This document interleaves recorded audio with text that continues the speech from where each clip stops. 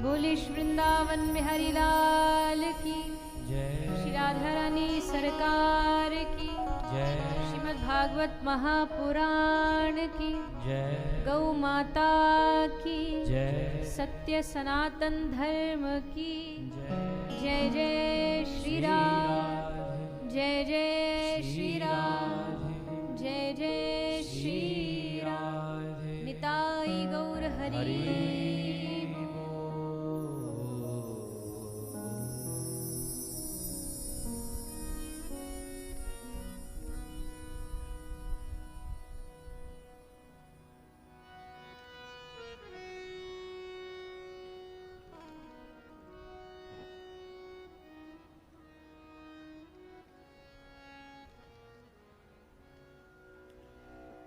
आइए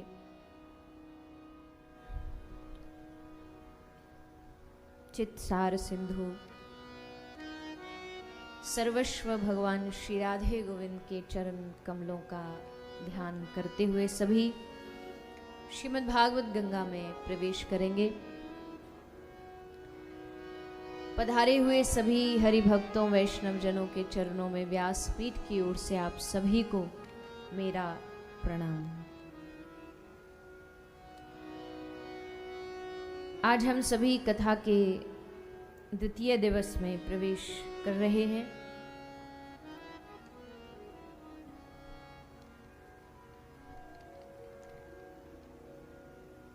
परमहंस संहिता श्रीमद् भागवत महापुराण की महिमा को गाते हुए भागवत कथा का श्रवण पान करने के लिए हम सभी एकत्रित हुए हैं।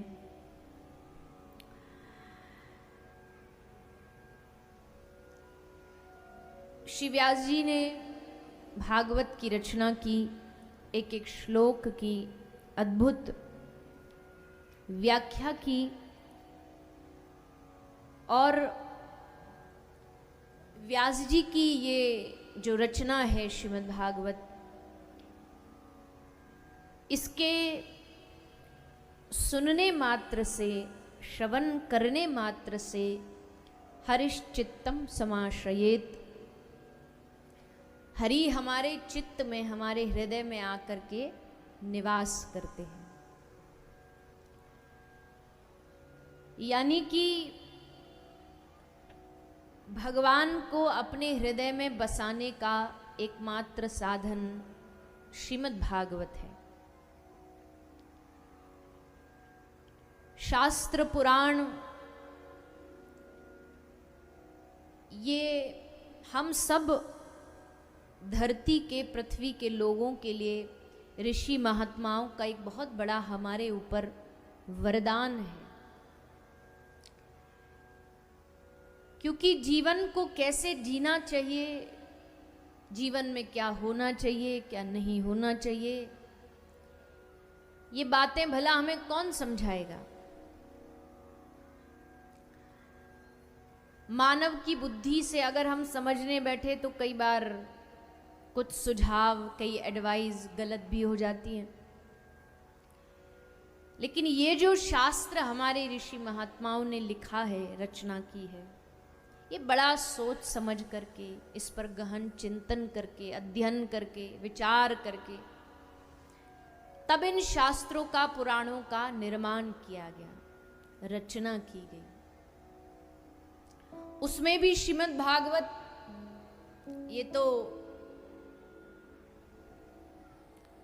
ये भागवत और भागवत का तत्व सबको समझ नहीं आता है।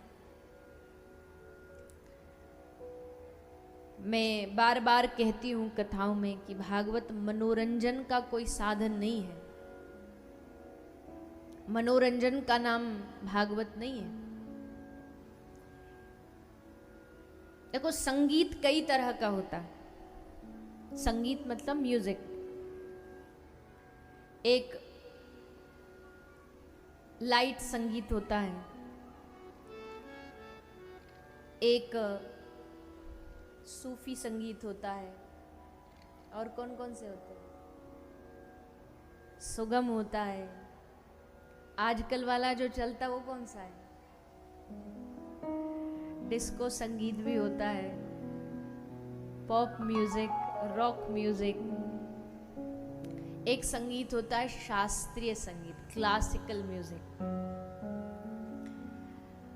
अब देखो, तड़कना भड़कना नाचना गाने तो बहुत लोग उस पर नाच लेंगे गा लेंगे, पर जो क्लासिकल संगीत होता है ना, वो हर किसी की खोपड़ी में नहीं बैठता।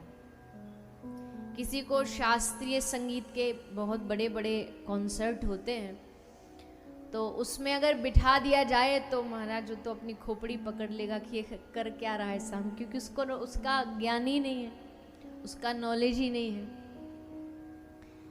शास्त्रीय संगीत हर एक के बस की बात नहीं होती। शास्त्रीय संगीत का कार्यक्रम शुरू करो तो 1 घंटा तो तबला वाला अपना तबला ही ठोक ठोक करके सेट करने में निकाल देगा कि सुर मिला कि नहीं मिला, और फिर जैसे तैसे सुर मिल करके फिर चालू होता है। फिर उसमें गायक जो गायन करता है लंबे लंबे आलाप लेगा, फिर धीरे धीरे गला गर्म होगा, 1 आध घंटा तो गला एकदम सेट होने में लगेगा। फिर बंदिश चालू होगी, राजकुमारी चली, और वो एक ही लाइन पर कम से कम 2 घंटा गा लेगा। कभी इधर चली राजकुमारी, कभी उधर चली, चलते चलते सुबह हो जाएगी पर राजकुमारी टस से मस नहीं होगी, वही घूमती रहेगी, इधर से कभी उधर से, कभी ये कभी वो। और सुबह 5 मतलब रात्रि को शुरू हुआ, सुबह 5 बजे जा कर के खत्म हुआ कार्यक्रम। तो अब वो जो गा रहा होता है ना शास्त्री, वो इतना डूबा तो आंख बंद करके गाता है, तो जब सुबह आंख खुलती है तो देखता पूरा पंडाल खाली हुआ, एक आदमी बैठा। तो उन्होंने कहा कि बेटा तू बड़ा शास्त्रीय संगीत का मर्मज्ञ ज्ञानी है, जो तू बैठा है यहाँ, सबरे उठ के चले गए, तू बैठा है। तो उसने कहा साहब जी हम ज्ञानी वानी कुछ नहीं, हम माइक वाले हैं, आप बंद करो तो हम उठ करके जाएं।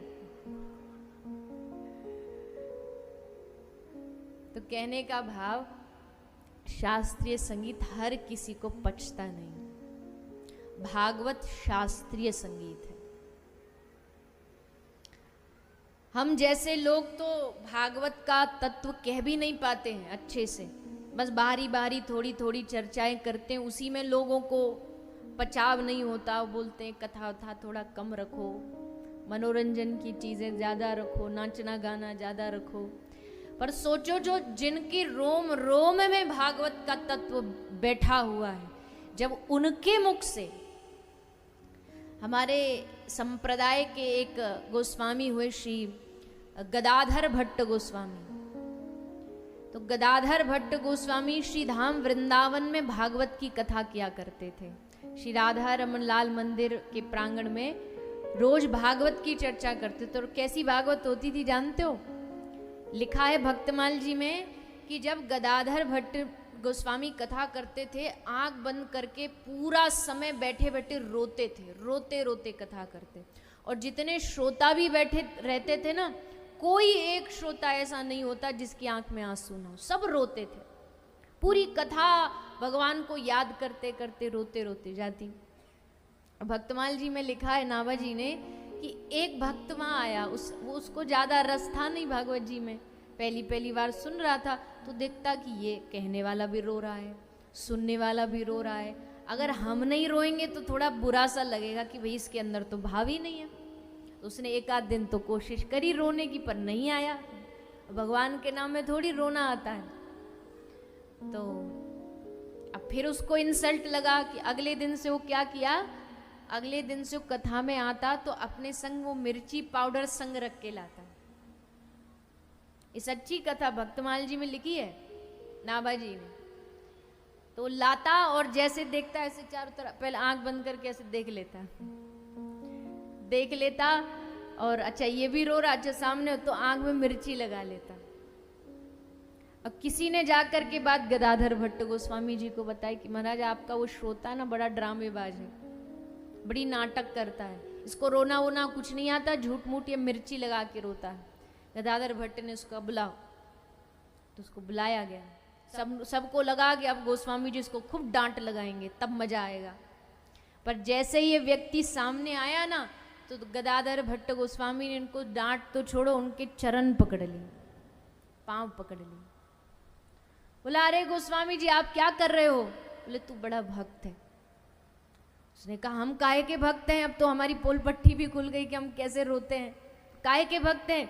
तो गदाधर भट्ट गोस्वामी ने कहा कि तू अपनी चरण रज हमें दे दे। मैं चाहता हूं क्या, लेकिन काश तेरे मन में ये जो उत्कंठा है, जो चाहत है कि मैं भगवान के नाम में रोऊं, काश ये चाहत मुझे मिल जाए तो मेरा जीवन सफल हो जाए।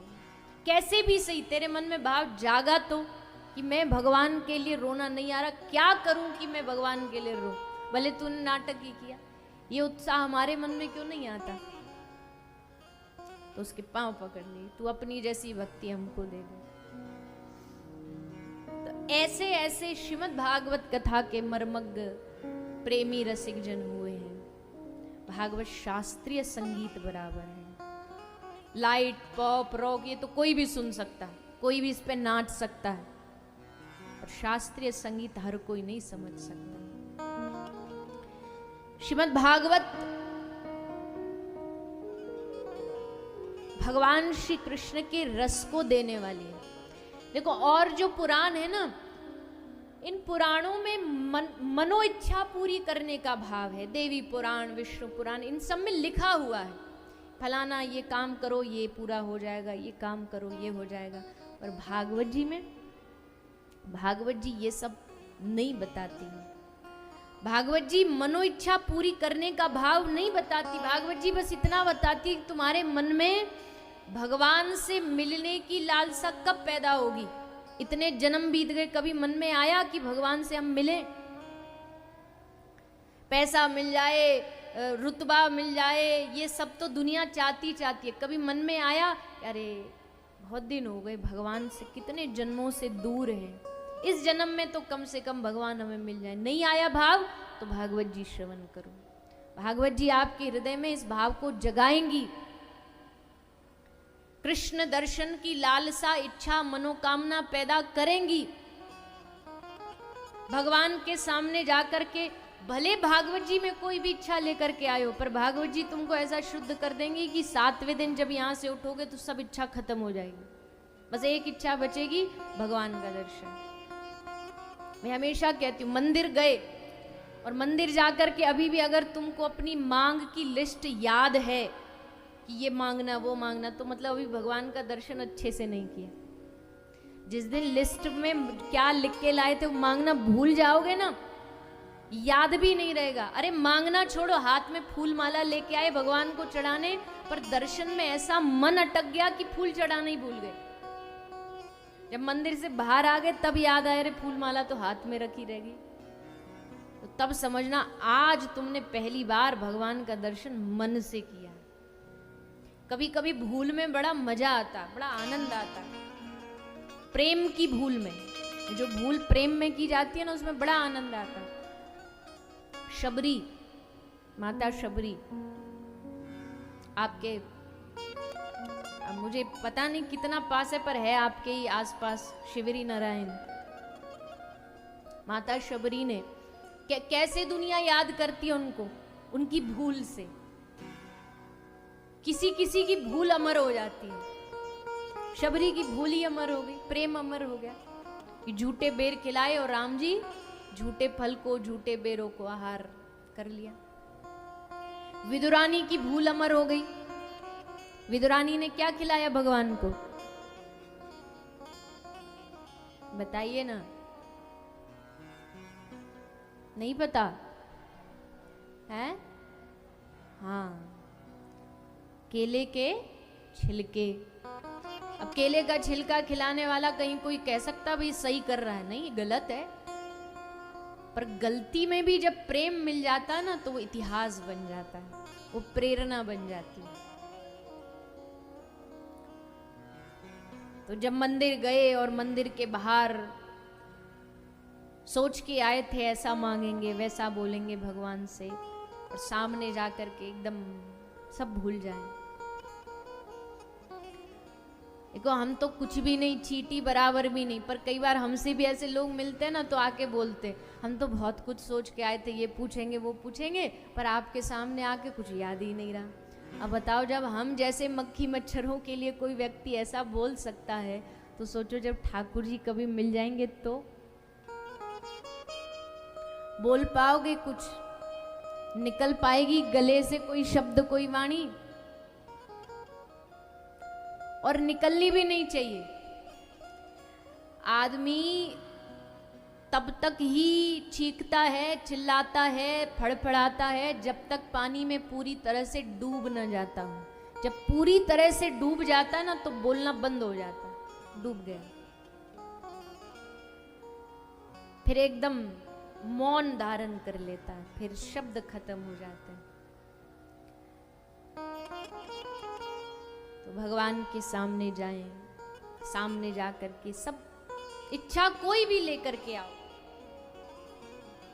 भागवत जी के सामने कोई इच्छा लेकर के आओगे तो भागवत जी नाराज नहीं होंगी। पता है कि अभी बेचारा थोड़ा कच्चा है पढ़ाई में, पर यहां भागवत जी हमको इतना पक्का बना देंगी, इतना परिपक्व कर देंगी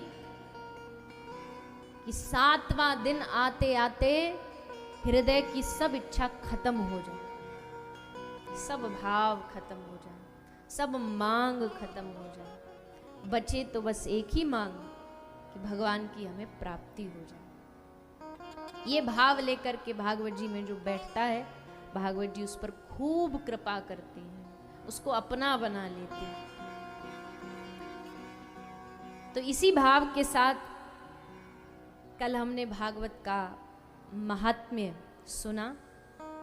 भागवत के महात्म्य क्या सुना हमने? किनकी कथा सुनी? सबसे पहले वृंदावन में किसकी कथा सुनी? बताइए ना, जो कल आए थे वो लोग। यमुना जी के किनारे किनारे नारद जी जा रहे हैं तो किसने नारद जी को रोका? भूल गए? भक्ति देवी। भक्ति देवी ने नारद जी को रोका। समस्या क्या थी? भक्ति देवी के दोनों बालक, क्या नाम थे दोनों के? ज्ञान और वैराग्य। अब इनकी समस्या नारद जी ने कैसे दूर की? क्या सत्कर्म कराया इनके लिए? भागवत का आयोजन कराया। थोड़ा थोड़ा बीच में कभी कभी रिवीजन जरूरी होता है ना, नहीं तो सब निकल जाता ऊपर से। भागवत का आयोजन कराया। एक तो ये उदाहरण दिया, और दूसरा उदाहरण दिया धुंधकारी और गौकर्ण महाराज का। धुंधकारी पाप में डूबा हुआ था, पर भागवत जी के श्रवण से धुंधकारी का उद्धार हो गया। मतलब भागवत जी ये शर्त नहीं रखती कि पहले शुद्ध होके कथा में आओ, पवित्र होकर के कथा में आओ। कई लोग कहते ना मन मैला तो क्या कथा सुननी। अरे तुम आओ, मेले मन से ही आओ, भागवत जी तुमको शुद्ध करेंगे। भागवत जी का काम ही तुमको शुद्ध करना। अब कोई गंगा जी स्नान के लिए जा रहा हो तो ये थोड़ी कि पहले नहाएंगे फिर गंगा जी स्नान जाएंगे। गंगा जी कहती है तुम जैसे हो आ जाओ, मैं तुमको पवित्र करूंगी। तो पहले मन शुद्ध करके भागवत जी में आए, ऐसा नहीं। पहले भागवत जी में आओ, फिर श्रीमद् भागवत जी आपके मन को, तन को, धन को, सबको पवित्र करेंगे। भागवत हमारा तन पवित्र करती है, भागवत हमारा मन पवित्र करती है, और भागवत हमारा धन पवित्र करती है। तन कैसे पवित्र हुआ? ले जो पंडाल में बैठे हो ना, इसमें प्रांगण में, ये गंगा जी है, भागवत गंगा है, सरोवर है। यहाँ आते ही शरीर शुद्ध हो जाता है, तन पवित्र हो जाता है। मन की शुद्धि भागवत जी करती हैं, धीरे धीरे मन का सफाई, मन की स्वच्छता करती है। और तीसरा धन, जो धन हम भागवत में, सत्कर्म में, दान में, पुण्य में लगाते हैं, उससे हमारा धन शुद्ध होता है। तो तीनों को शुद्ध करने का काम श्रीमद् भागवत करती है। तो श्री गौकर्ण महाराज ने भागवत का आयोजन किया। सब लोगों ने आकर के कथा सुनी, पूरा गांव आया, पर विमान केवल एक के लिए आया, धुंधकारी के लिए। तो सब गांव वालों ने बोला कि जी ये तो अन्याय हो गया हमारे साथ। कथा सुने सब और विमान आए बस एक के लिए, तो गड़बड़ है। विमान तो सबके लिए आना चाहिए।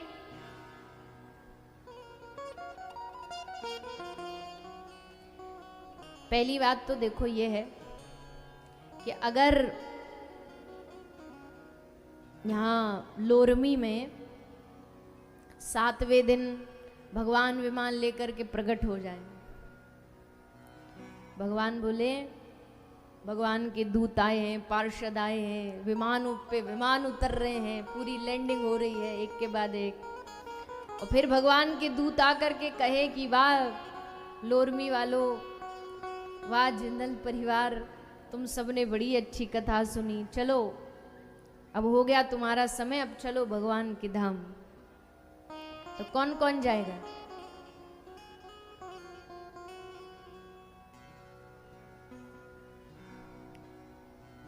सोच रहे हो कि एक आध माताओं ने तो फिर भी हाथ उठा दिया, भाई नहीं उठा रहे, क्यों आज रात को घरवाली से पूछ के आएंगे, श्रीमती जी आप आज्ञा दे दो चले जाए। जाओगे कि नहीं जाओगे? झूठ नहीं बोलना, झूठ बोले कौआ काटे, और वो भी भागवत जी में झूठ बोलोगे तो बड़ा खतरा हो जाएगा। अच्छा चलो भगवान के धाम ही छोड़ो, 7वें दिन सारे टिकट करा के चलो वृंदावन, विमान ही है वो, भगवान बुला ही रहे हैं आपको कि आओ भैया मेरे धाम में आ जाओ, दोनों बाह फैला करके वृंदावन बुला रहे हैं।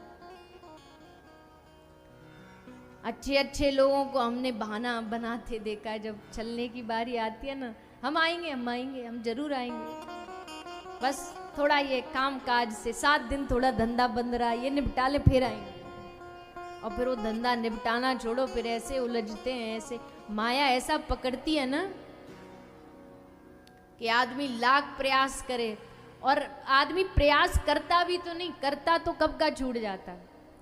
आदमी की हालत उस बंदर जैसी है जो बंदर को मदारी पकड़ने के लिए एक पिंजड़े में लड्डू रख देता है, क्योंकि बंदर को लड्डू पसंद है, तो लड्डू को देख करके आकर्षित हो जाता है। और वो पिंजड़ा कैसा बनाता है? बोले पिंजड़े में बस वो एक छोटा सा छेद बनाता है जिसमें बंदर का हाथ आराम से चला जाए।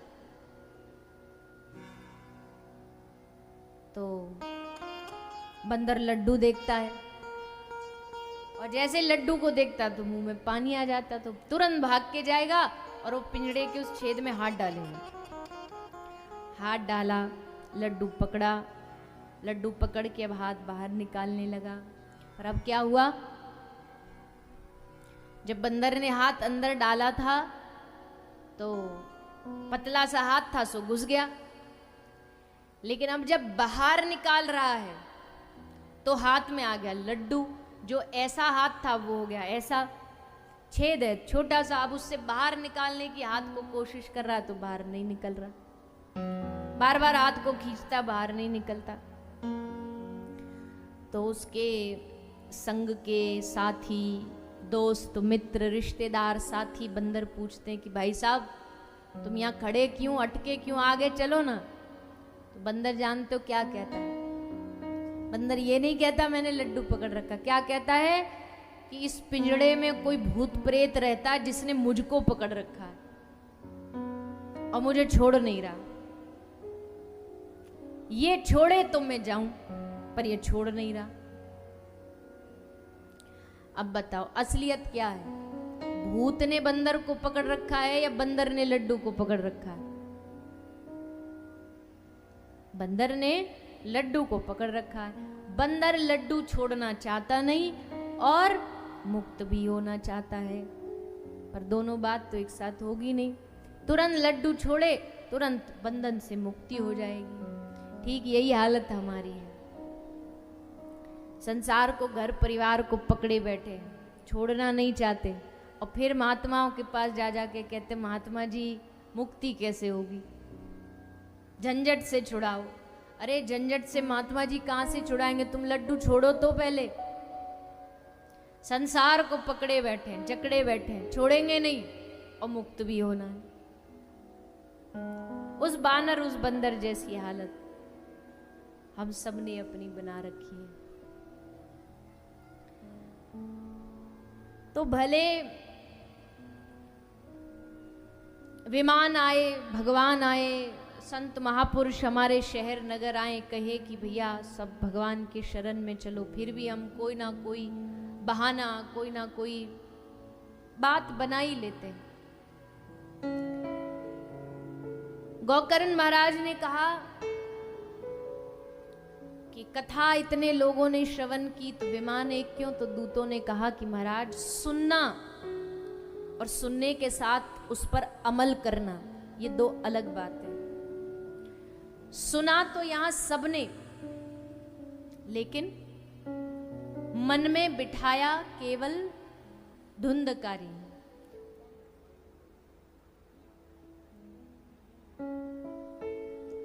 मन में बिठाया इसने। इसलिए मैं हमेशा एक बात कहती हूं, भले बहुत ज्यादा मत सुनो, कम सुनो, लेकिन जितना सुनो उसका एक अंश भी, मैं 100% नहीं बोल रही, 1% भी जो हमने श्रवण किया है उसका अगर 1% भी हमने जीवन में उतारा एक बार कथा सुनने से। हर कथा जब हम भागवत सुनते हैं, आजकल तो सुविधा इतनी सारी कथाएं होती हैं हर शहर में, हर गांव में, हर नगर में। एक बार कथा सुनते हो, 1% उसका अपने मन में बिठा लो, फिर अगली बार 1% करते करते करते धीरे धीरे करत करत अभ्यास के जड़मत होत सुजान, रसरी आवत जात है सिल पर पड़त निशान। धीरे धीरे अभ्यास से बातें आएंगी। एक साथ कहीं कोई भागवत सुन करके धर्मात्मा नहीं बन जाता। धीरे धीरे जब बार बार इन विषयों को, इन भागवत की चर्चाओं को सुनेंगे, एक कथा में कोई बात अच्छी लगेगी, दूसरी कथा में कोई विषय अच्छा लगेगा, थोड़ा सा वहां से सीखो, थोड़ा सा वहां से सीखो। अब खा तो रहे इतना सारा पर पच नहीं रहा, तो फिर उस खाने का भी क्या लाभ। कई लोग सुनते तो बहुत है, 3 घंटे की कथा सुन करके जाएंगे और जैसे किसी के घर में मिलने जुलने चले गए, किसी के घर में जाते हैं तो फिर यहाँ 3 घंटे सुन के चले गए और वहां जाकर के फिर हंस के बोलेंगे अब कुछ सुना दो हमको। अरे तो भैया अभी क्या करके आए थे तुम 3 घंटा व्यासपीठ पर? पहले उसको तो पचाओ, पहले जो वहां सुना उसको तो डाइजेशन सिस्टम तो ठीक करो। एक एक अंश भागवत जी का श्रवण करके हृदय में बिठाने का प्रयास करो। तो धुंधकारी के लिए विमान आके लेके चला गया। गौकर्ण महाराज ने सोचा कि नहीं, ऐसा नहीं होना चाहिए, अब एक बार फिर से हम कथा का आयोजन करेंगे। और इस बार की कथा में क्या किया? इस बार की कथा में मनुष्य तो आए ही आए कथा सुनने, पर इस बार पंडाल के चारों तरफ जितने भी गांव के पशु थे, भैंस, गाय, बकरी, सबको बांध दिया गया। पशु भी कथा सुने। और पहली बार इतिहास में भगवान की कथा को पशु पक्षियों ने भी सुना। और कथा के 7वें दिन 1 नहीं, 2 नहीं, 10 नहीं, असंख्य विमान भगवान के धाम से उतरे और गांव के लोगों, इंसानों के साथ साथ गांव के पशुओं को भी विमान में बिठा बिठा करके भगवान के धाम लेकर के जाया गया। ऐसी है भगवान की श्रीमद् भागवत। यहाँ कोई पशु पक्षी, जीव जंतु, कीड़ा मकोड़ा, हम तो देख रहे हैं इतने लोग बैठे हैं, पर क्या भागवत जी में इतने ही श्रोता हैं? बोले नहीं, अदृश्य रूप से भी भागवत में कितने सारे श्रोता आकर के कथा सुनते हैं। छोटे मोटे जीव जंतु जो हमें दिखाई भी नहीं दे रहे, तीर्थ आते हैं, देवी देवता रूप बदल करके आते हैं, नारद जी आते हैं, हनुमान जी आते हैं, गणपति जी आते हैं, सारे देवता इस भागवत कथा में रूप परिवर्तन करके, रूप बदल बदल करके कथा सुनने आते हैं। इसलिए सावधानी से कथा में बैठना और सुनना चाहिए। पता चले बेचारे हनुमान जी आए थे कथा सुनने और तुम जगह के नाम, जगह के कारण उनसे लड़ पड़े। ये तो हमारी जगह, तुम कैसे बैठ जाओगे यहाँ? ये जो जगह का झगड़ा होता है ना, ये हम ही लोगों में होता है। जो अच्छा श्रोता, अच्छा प्रेमी कथा सुनने वाला होता, उसको आगे बिठा लो, पीछे बिठा लो, कोई मतलब नहीं। हनुमान जी महाराज जब कथा सुनते हैं ना तो कोई वीआईपी सीट पर नहीं बैठते कि हमारे लिए सोफा डालो, हमारे लिए वीआईपी सीट डालो। श्री हनुमान जी महाराज भक्तमाल में लिखा तुलसीदास जी के चरित्र में कि तुलसी बाबा कथा कहते तो हनुमान जी जहाँ चप्पलें उतारते ना वहाँ कोढ़ी के रूप में पड़े पड़े कथा सुनते थे। कोई हमें पहचान न ले, कोई हमको जान न ले, वहाँ बैठ के कथा सुनते। और तुलसी बाबा को पता लग गया कि हनुमान जी रूप बदल करके कोढ़ी के रूप में वहाँ बैठ करके कथा सुनते। तो तुरंत तुलसी बाबा भागे भागे गए और जा करके हनुमान जी को अपने एकदम गले से लगाया।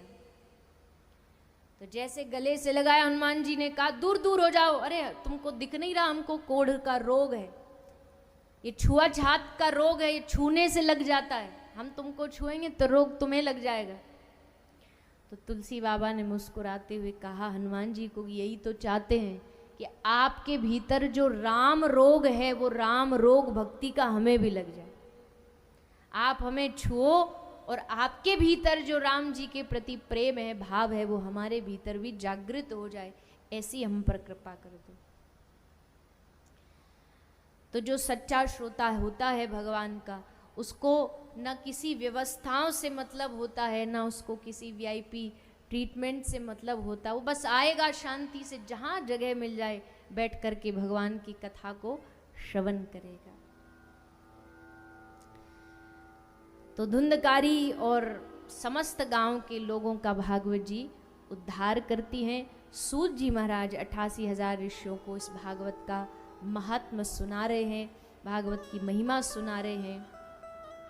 इसकी महिमा जितनी सुनाई जाए उतना कम है। जैसे मैंने कल कहा ना, जो भगवान एकदम दूर थे वो भगवान एकदम करीब लगने लगते हैं, वो भगवान एकदम नजदीक लगने लगते हैं। ग्रंथ का मतलब क्या होता है? शास्त्र कहते हैं हमारे मन में, हमारे हृदय में बहुत सारी गांठें हैं, काम की, क्रोध की, लोभ की। तो उन गांठों को खोलने का, ग्रंथि को खोलने का जो काम करता वो ग्रंथ होता है। हमारी गांठ को खोलने का काम ग्रंथ करता, और केवल खोलने का काम नहीं करता, हमारी गांठ को संसार से खोल करके जो श्री कृष्ण के पीतांबर से बांध दे उसका नाम है ग्रंथ। हमारे मन को भगवान के चरणों से जो बांध दे उसका नाम है ग्रंथ।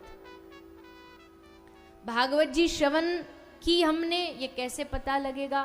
बोले वो तभी पता लगेगा कि कथा श्रवण के बाद हमारी जिह्वा जो दिन रात संसार की बातें करती थी, दिन रात संसार की निंदा चुगली करती थी, कथा सुनने के बाद हमारी जिह्वा बस दिन रात कहती रहे हरे कृष्ण कृष्ण कृष्ण हरे हरे, हरे राम राम राम हरे हरे।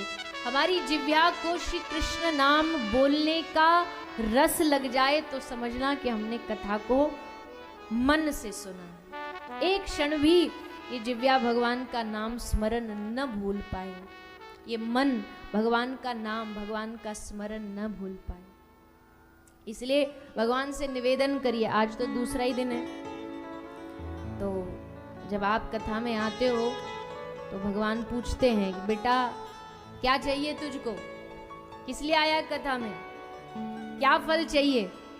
तो भगवान से संसार की चीज मांग करके धोखा मत खा लेना। संसार की चीज तो कोई भी देवी देवता दे सकता है, पर भागवत जी से क्या मांगो, भगवान से क्या मांगोगे? भगवान से कहिएगा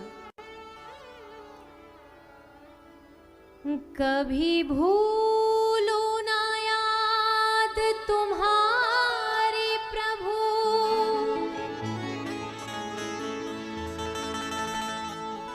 कभी भूलू ना याद तुम्हारी प्रभु, तेरा नाम में साँझ सवेरे,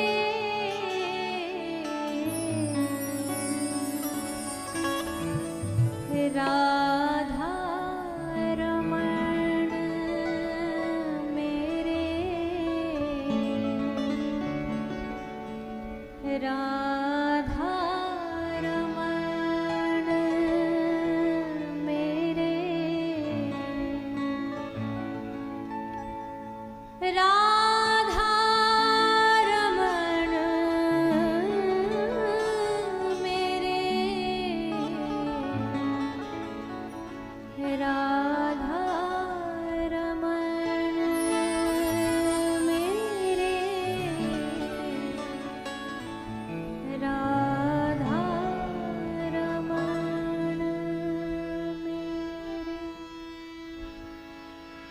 राधा रमण मेरे, राधा रमण मेरे।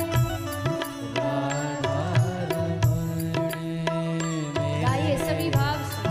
राधा रमण मेरे, राधा रमण मेरे, राधा रमण मेरे। राधा रमण मेरे, राधा रमण मेरे, राधा रमण मेरे, राधा रमण मेरे। राधा रमण मेरे, राधा रमण मेरे। कभी भूलूं ना याद तुम्हारी प्रभु, तेरा नाम में सांझ सवेरे। राधा रमण मेरे, राधा रमण मेरे। राधा रमण मेरे,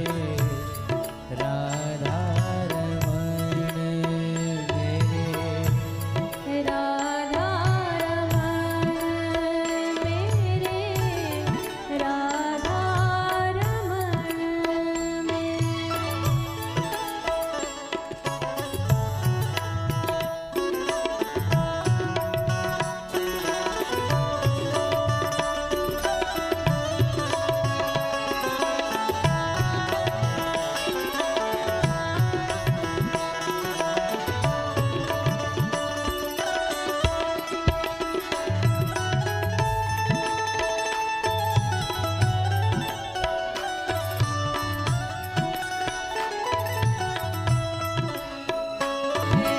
राधा रमण मेरे, राधा रमण मेरे। राधा रमण मेरे, राधा रमण मेरे। अपने आंचल की छाया में करुणा में मुझे छुपा ले, मैं कई जन्मों से भटकी हूँ, हे नाथ मुझे अपना लो। इससे सुंदर बढ़िया पवित्र और क्या मांग हो सकती है कि कितने जन्मों से भटके, हे नाथ एक बार हमें अपना बना लो। क्यों? क्योंकि आप मेरे हो। राधा रमण मेरे। भगवान जानते हमारे अपने कभी क्यों नहीं बने, क्योंकि हमने कभी उनको अपना कहा ही नहीं। जब जीव बार बार उनको कहता ना आप मेरे हो, आप मेरे हो, आप मेरे हो, आप मेरे हो, तो इस मन में ये बात बैठ जाती है कि भगवान तुम्हारे हैं, मेरे अपने हो। इसलिए यही मांगो, कभी भूलू ना याद तुम्हारी प्रभु, तेरा नाम सांझ सवेरे। दिन हो रात हो, परिस्थिति कैसी भी हो, अनुकूल हो प्रतिकूल हो, बढ़िया हो सुख हो दुख हो, पर तुमको न भूले। ये नहीं कि हाँ बस दुखी दुख में याद कर लिया, सुख में फिर हो गए बावरे। ऐसे लोगों पे भगवान कृपा नहीं करते। जो किसी भी परिस्थिति में न भूले ना भगवान को, गिरते पड़ते सोते जगते, भगवान उसको अपनाते हैं। पर ये अब देखो, जानते तो सभी लोग हैं कि भगवान को कभी भूलना नहीं चाहिए, पर केवल सुन लेना और जीवन में उतर जाना। ये उतरेगा कब? बोले जब भगवान की कृपा होगी। और भगवान की कृपा कब होगी? जब भगवान देखेंगे कि अच्छा ये मेरी ओर बढ़ने का प्रयास कर रहा है, भागवत जी सुन रहा है, मेरे धाम आ रहा है, संतों का संग कर रहा है, मेरा कीर्तन कर रहा है, तो भगवान फिर कृपा करते हैं। तब कृपा होती है, तब ये भाव मन में पैदा होता है कि कभी भी किसी क्षण भी भगवान का नाम भूले ना। ये मांग भागवत जी से करिए। ये भागवत जी प्रदान करेंगी तो दुनिया का सबसे अनमोल हीरा, अनमोल वस्तु हमें प्राप्त हो जाएगी। दुनिया में सबसे अनमोल भजन ही तो है, भक्ति तो है। हमको समझ में ये बात बड़ी देर में आती है, पर जब समझ आ जाती है तब पता लगता है कि भैया सबसे कीमती चीज तो यही थी हमारे पास, भगवान का भजन। तो कभी भूलू ना याद, ऐसा मांग भागवत जी के चरणों में निवेदन करिए। आगे श्री व्यास जी भागवत का मंगलाचरण करते हुए भागवत का शुभारंभ करते हैं। भगवान की चरणों में मंगलाचरण किया, निवेदन किया। जन्माद्यस्य यतोन्वयादितरतच्चार्थेष्वभिज्ञस्वराट् तेने ब्रह्म हृदयाय आदिकवये मुह्यन्ति यत्सूरया तेजो वारी मृदां यथा विनिमयो यत्र त्रिसर्गो मृषा धाम्ना स्वेन सदा निरस्तकुहकं सत्यं परं धीमहि। भागवत जी का भगवान तो एक ही है सत्य, पर सबका देखने का रुचि अलग अलग है। जैसे कोई आदमी किसी को सरोवर के तट पर बिठा दो, चारों तरफ जंगल हो, पहाड़ हो, झरना हो, वहां किसी को बिठा दो। अब जिसकी जैसी जैसी रुचि होगी ना, उसको वैसा वैसा सामने दृश्य दिखाई देगा। झरना देख करके अगर कोई नर्तक होगा तो उसको नाचने का मन कर उठेगा, कोई गायक होगा तो उसको गाने का मन करेगा, कोई चित्रकार होगा तो उसको ये बढ़िया सुंदर चित्र बनाने का मन करेगा। अब जगह तो एक ही है पर सबकी रुचि अलग अलग है। वैसे परमात्मा तत्व तो एक ही है, भगवान तो एक ही है सत्य, लेकिन सबकी रुचि अलग अलग है। किसी को बंसी वाला ज्यादा पसंद है, किसी को धनुष बाण वाला अच्छा लगता है। कबीरा कुआं एक है, पनिहारी है अनेक, बर्तन सबके अलग अलग पर पानी सब में एक। जाना सबको घूम फिर के वही है, पर किसको किसी धर्म, किसी संप्रदाय, किसी भजन साधना पद्धति में रुचि, किसी को किस में रुचि, पर जाना सबको वही है, पहुंचना लक्ष्य सबका वही है। तो सत्यम परम धीमहि, वो भगवान जो सत्य स्वरूप हैं, उनको प्रणाम करके भागवत जी का शुभारंभ होता है। फिर लिखा धर्म प्रोज्झित कैतवोत्र परमो निर्मत्सरा नाम सतम। धर्म की व्याख्या, धर्म के बारे में बताया। अक्सर लोग पता धर्म किसको कह देते हैं, धर्म मानना किसको कह देते हैं, जो हमारी कुछ पुरानी रूढ़िवादिता हैं, या एक शब्द और कहूँ हमारे कुछ अंधविश्वास हैं, उनको हम धर्म का नाम दे देते हैं, लेकिन वो धर्म नहीं।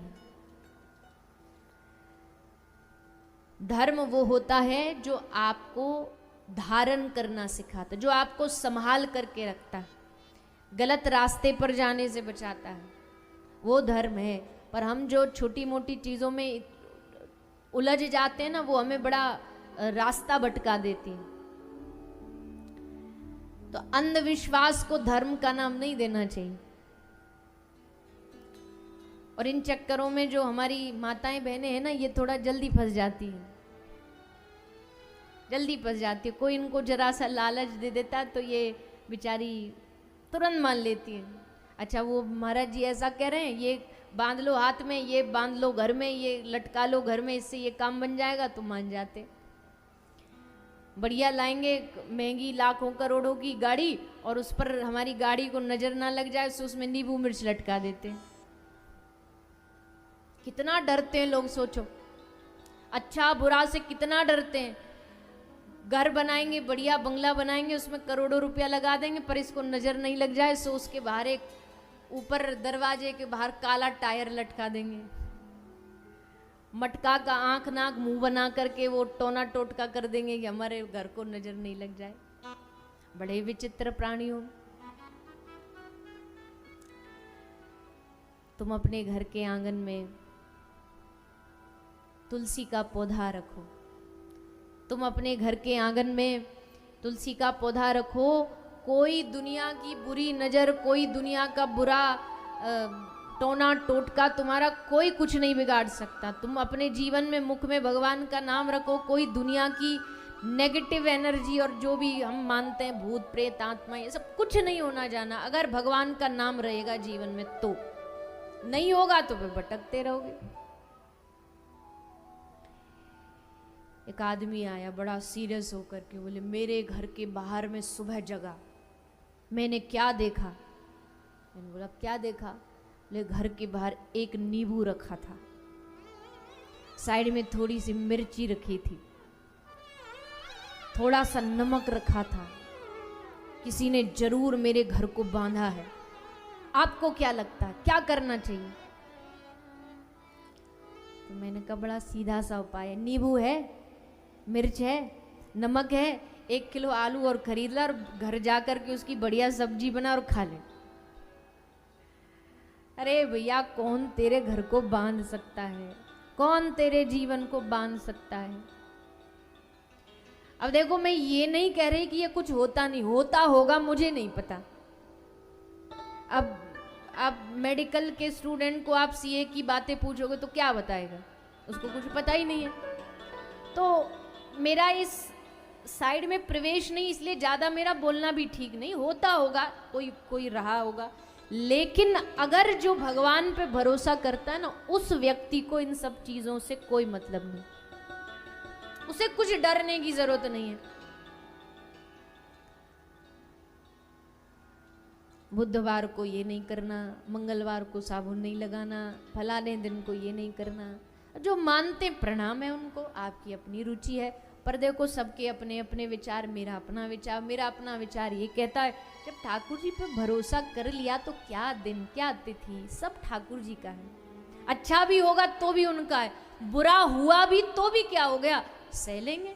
खुश होकर के भगवान को कहेंगे हाँ तूने इतना जीवन में सुख दिया, अगर 2-4 बार दुख दे दिया तो ये भी सही, ये भी स्वीकार। क्यों घबराएं, क्यों डरें, क्यों भविष्य की चिंता करें? तो इसलिए अकुतो भया कुतोपि भया नास्ति। भक्त वही होता है जो डरे ना। कई लोग मैंने इतने धनवान देखे हैं, खूब बढ़िया भगवान ने सिस्टम दे रखा, सब बढ़िया चल रहा है, इतना डरे रहते हैं कि हाथों की 10 उंगलियों में 10 ही प्रकार के वो ग्रह के अंगूठियां होती हैं, ये फलाना वाला, ये फलाने वाला। फिर भी उनके दिन अच्छे नहीं आते, फिर भी यही शिकायत करते रहते हैं अच्छे दिन कब आएंगे। एक बड़ा सिस्टम चला ना, एक बात की, अपना टाइम आएगा। अरे महान व्यक्ति, तेरा अगर आज टाइम नहीं आया ना तो तेरा टाइम कल भी नहीं आएगा। समय आता नहीं है, समय है, आज है, क्या पता कल अगला क्षण रहे ना रहे। उस समय का इंतजार करते रहोगे क्या? भजन करना बोलो अभी तो समय आएगा तब करेंगे, तीर्थ जाना अभी तो समय आएगा। समय अभी है, इसी क्षण है, अच्छा समय है। समय बुरा नहीं होता, व्यक्ति का स्वभाव बुरा होता है।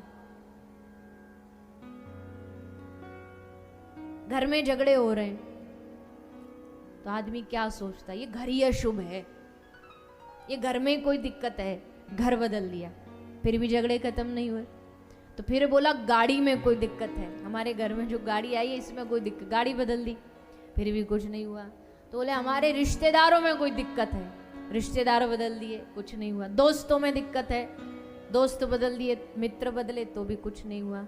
सब कुछ बदला पर फिर भी कुछ ठीक नहीं हुआ। जानते क्यों? क्योंकि उसने सब कुछ बदला, बस अपना स्वभाव नहीं बदला। स्वभाव बदलता तो बाहर की सब चीजें बदल जाती। स्वभाव बदलते नहीं, बाहर का सिस्टम बदलने की कोशिश करते। ये बदल दो, घर बदल दो, देश बदल दो, शहर बदल दो, अरे भीतर का स्वभाव बदल। तुमने स्वभाव ही ऐसा बनाया कि जब बैठे रहते हो तो बस संसार के बारे में सोचते हो, विपरीत चीजें सोचते हो, तो फिर झगड़ा तो होगा ही होगा। तो इसलिए समय का इंतजार नहीं, बस अपने कर्म पर विश्वास रखें, कर्मों पे भरोसा रखें। शास्त्र भी यही कहते हैं। देखो मैं कोई मनमानी बात नहीं कह रही हूँ, मुझे लगता है कुछ लोग इससे सहमत भी होंगे, कुछ नहीं भी होंगे, पर मैं जो यहाँ बोल रही हूँ, जो बात कह रही हूँ, कोई मेरी मनमानी नहीं है। श्री कृष्ण कह रहे हैं भगवत गीता में, कर्म। गीता क्यों सुनाई भगवान ने? कर्म करो, फल की आशा मत करो। गोस्वामी जी ने कहा कर्म प्रधान विश्व करी राखा। भगवान कृष्ण ने भागवत में कहा कर्म ना जायते जंतु कर्म ने विलीयते, सुखम दुखम भयम क्षेमम कर्म नैवाभिपद्यते। ये जो मिल रहा है ना हमें, सुख दुख अच्छा बुरा, किसके फल से मिल रहा है? ये हमारे कर्मों के फल से मिल रहा है। जो गड़बड़ हो रही है हमारे जीवन में दूसरे पर, हे विधाता तूने ऐसा किया। क्या विधाता की क्या गलती है? करने वाले हम, अच्छे कर्म करने वाले हम, बुरे कर्म करने वाले हम, और दे देते हैं भगवान को दोष, दे देते देवता को। शनि देवता थोड़ा टेढ़ा है, हम शनि देवता का अपने कर्मों का नाम दे रहे हैं, क्योंकि हमने टेढ़े कर्म किए इसलिए हमको लगता है शनि टेढ़े चल रहे हैं। कर्म टेढ़े हुए तब शनि टेढ़ा हुआ। कर्म सही कर लो तो अपने आप सब सही हो जाएगा। कर्म प्रधान विश्व करी राखा, कर्म सबसे प्रधान।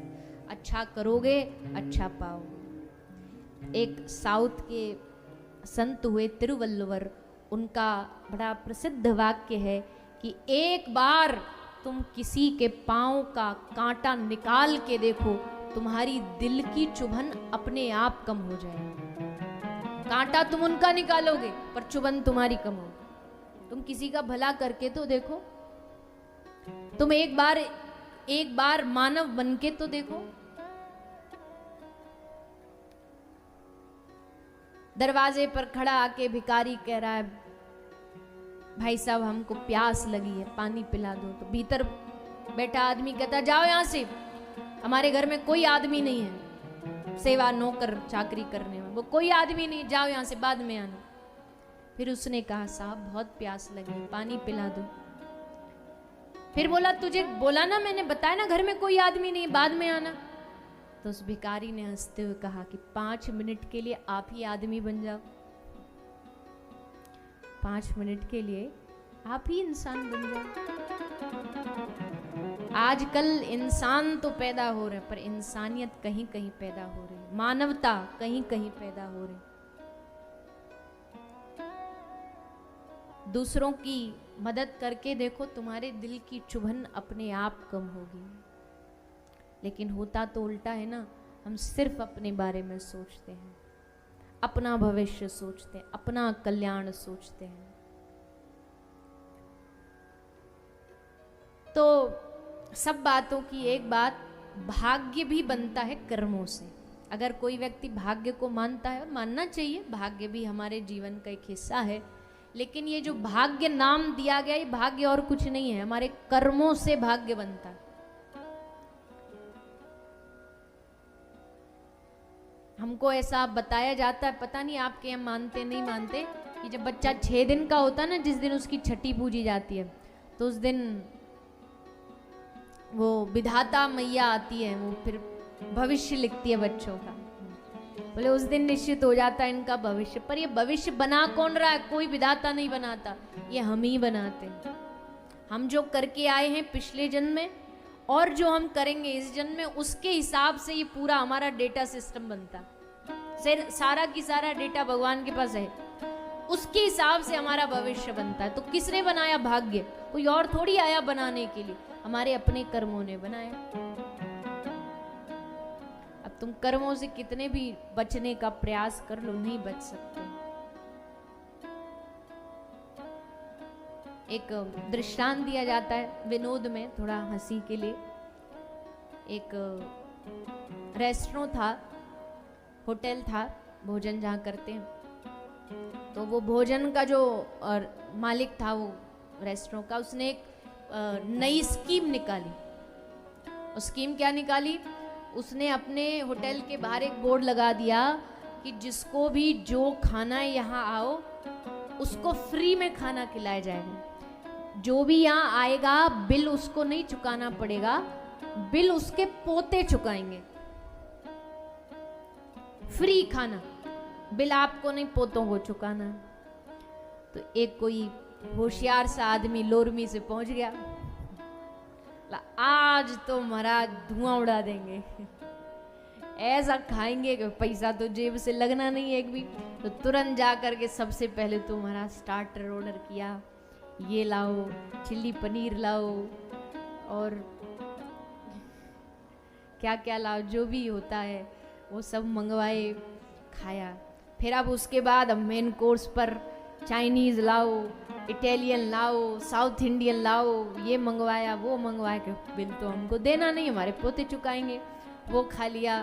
फिर अब मीठा डेजर्ट की बारी आई, रसगुल्ला लाओ, आइसक्रीम लाओ, जलेबी लाओ, रबड़ी लाओ, सब टेबल खा पी करके बढ़िया पूर्ण महापूर्ण हुआ।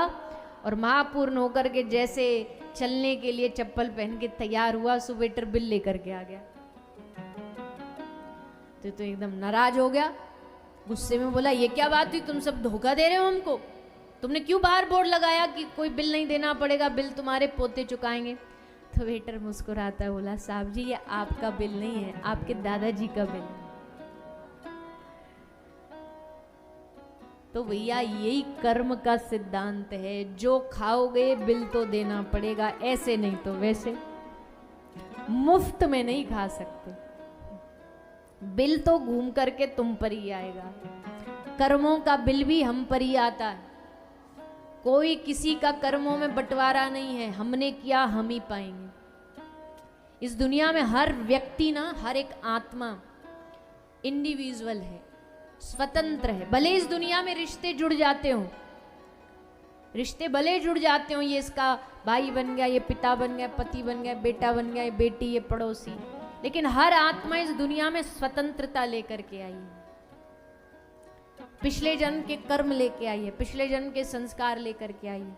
और कई बार क्या होता है, कुछ अलग संस्कार वाली आत्मा हमारे जीवन में आती है, उसको हम जबरन अपने संस्कार में ढालने की कोशिश करते हैं, लेकिन वो स्वतंत्र आत्मा है। हर आत्मा स्वतंत्र है, हर आत्मा का अपना पिछले जन्म के कर्मों का पूरा एक गठरी है, चिट्ठा है, वो उस हिसाब से ही व्यवहार करेगा, उस हिसाब से जिएगा। जो भक्ति जिसके जीवन में रही है वो भक्ति करेगा ही करेगा। कई ऐसे परिवार हैं, पूरा परिवार नास्तिक, मांस खाता है, नॉनवेज खाता है, शराब पीता, और उनके घर में कोई ऐसा बच्चा पैदा हो जाता है ठाकुर जी की सेवा करने वाला। कई बच्चे आके कहते हैं हम हमारे घर में भक्ति नहीं होती, हम करते, हमको भी रोकते हैं। कई ऐसे परिवार है घर में बड़ी भक्ति है, लेकिन बच्चा ऐसा पैदा हो गया भजन से कोई लेना देना नहीं है। क्यों? क्योंकि पूर्व के उसके अपने कर्म है, संस्कार है। तो कर्म, यहाँ भागवत जी के इस दूसरे श्लोक में धर्म की व्याख्या की गई। धर्म क्या है? जो जीवन में धारण करने योग्य हो। भागवत जी के तीसरे श्लोक में निगम कल्पतरोर गलितम फलम शुक मुखाद अमृत द्रव्य संयुतम पिबद भागवतम रसमालयम मुहुरहो रसिका भुवि भावुका। भागवत जी की तुलना की गई है। श्री सूत जी महाराज कहते हैं कि भागवत एक फल है, रस से भरा हुआ फल है, और इस रस से भरे हुए फल को पिबत भागवतम रसमालयम, जो जितना जिज्ञासु होगा उसको ये रस उतना ही प्राप्त होगा। भागवत जी में जिज्ञासा होना जरूरी है। कोई बात आप यहाँ सुन भी रहे हो, मैंने अभी बताया, कर्म के बारे में बताया, धर्म के बारे में, तो अब इसको जाकर के फिर खुद इस पर चिंतन करो, खुद इसको जानो। क्या जो उन्होंने बोला व्यासपीठ से, क्या वो बात सही है? आंख पर पट्टी बांध के नहीं मानना मेरी बात को, किसी की भी बात को, पहले उस पर चिंतन करो, जानो क्या ये सचमुच ऐसा होना चाहिए कि नहीं। जिज्ञासा होनी चाहिए। एक सच्चा श्रोता जिज्ञासु होता है। तो जिसकी जितनी जिज्ञासा होगी उसको ये उतना रस प्राप्त होता रहेगा। इसलिए पिबत भागवतम रसमालयम। आगे भगवान के 24 अवतारों की कथाई। भगवान ने 24 अवतार धारण करके युग की मांग के अनुसार भगवान अवतार ग्रहण करते हैं। फिर कथा आती है शुकदेव जी के प्रागट्य की। शुकदेव जी का प्रागट्य होता है, जन्म लेते ही जंगल में चले गए। पिताश्री व्यास जी बड़े उदास थे। नारद जी का आगमन हुआ। नारद जी ने पूछा है श्री वेदव्यास जी से कि आपकी उदासी का क्या कारण है। व्यास जी ने बताया कि मेरा हृदय, मेरा मन, मेरा चित्त अभी बड़ा विचलित है, इसमें शांति नहीं, मन शांत नहीं है। तो ऐसा क्या लिखूं जिससे मन शांत हो जाए। तब श्री नारद जी ने व्यास जी को 4 श्लोक प्रदान किए। और कैसे 4 श्लोक थे? बोले नारद जी ने 4 दिए और व्यास जी ने अपनी विद्वता से इन 4 श्लोकों के 18,000 श्लोकों का निर्माण किया, भागवत जी की रचना की। और श्री सुखदेव जी महाराज को जब सुखदेव जी जंगल में समाधि में बैठे होते तो व्यास जी के शिष्य जंगल में जाके भागवत जी के श्लोकों का गान करते, पाठ करते। एक दिन बैठे थे सुखदेव जी और भागवत के 2 श्लोकों का पाठ किया। एक श्लोक भगवान के स्वरूप की व्याख्या करता और दूसरा श्लोक भगवान के स्वभाव की व्याख्या करता। स्वरूप कैसा? वरहा पीडम नटवर वपुः कर्णयो कर्णिकारम विभ्रदवासः कनक कपिशम वैजयंतीम चमालाम। भगवान के स्वरूप का वर्णन किया गया। ये वैसे तो किसी की जिव्या में ताकत नहीं कि भगवान के स्वरूप का वर्णन कर सके। ये तो वो रस है कि जिसने पाया या जिसने भगवान के स्वरूप का अनुभव किया वो ही जानता है कि भगवान का स्वरूप कैसा है। तो ऐसे भगवान के सुंदरतम स्वरूप का आइए हम भी थोड़ी देर ध्यान करते हैं सब भाव से। और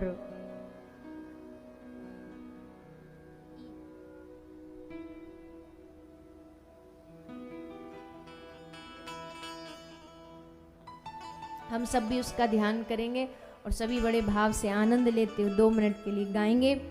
वृंदावन के अनेक ठाकुर हैं, सप्त देवालय हैं, 7 ठाकुर हैं, 7 सरकार है वृंदावन की, और सबका स्वरूप एक से बढ़कर एक है। अद्भुत अद्भुत भगवान का स्वरूप है, अद्भुत उनकी लीलाएं हैं। तो वैसे ही श्री ठाकुर जी का, राधा रमन लाल जी का, बिहारी जी का ध्यान करती हूँ, उनके स्वरूप का, उनके मुस्कुराहट का ध्यान करती हूँ। जब से देखा है जलवा तुम्हारा कोई आंखों में जचता नहीं है। तो श्री सुखदेव जी महाराज वैसे तो निर्गुण ब्रह्म का ध्यान करने वाले थे, पर इन मनमोहन ने इनका मन चुरा लिया, इनका चित्त चुरा लिया और सुखदेव जी का ध्यान टूट गया। योगियों के ध्यान को भी आकर्षित करने की सामर्थ्य है भगवान के स्वरूप में। सुखदेव जी सरस्वती नदी के तट पर बसे व्यास आश्रम में पहुंचे, भागवत का श्रवण पान किया और फिर श्री सुखदेव जी उस श्रीमद् भागवत के परम वक्ता बने जिन्होंने एक ऐसा राजा जिसके पास समय का बड़ा अभाव था क्योंकि उसे श्राप प्राप्त हुआ है 7वें दिन मृत्यु का, उस राजा को जाकर के श्री सुखदेव जी ने कथा सुनाई। 88,000 ऋषियों ने पूछा सूत जी से कि महाराज सुखदेव जी तो वैराग्य शिरोमणि हैं और हमने सुना भी है एक स्थान पर सुखदेव जी ज्यादा देर तक रुकते नहीं थे, थोड़ी देर होने के बाद वो स्थान छोड़ देते थे। क्यों छोड़ देते थे? बोले उनको पता था ये मानव बुद्धि है, इस मानव बुद्धि को किसी भी चीज को अपना मानने में, अपना मेरा बनाने में ज्यादा समय नहीं लगता। ज्यादा देर अगर एक स्थान पर बैठेंगे तो उस स्थान से मोह हो जाएगा, ये जगह मेरी है।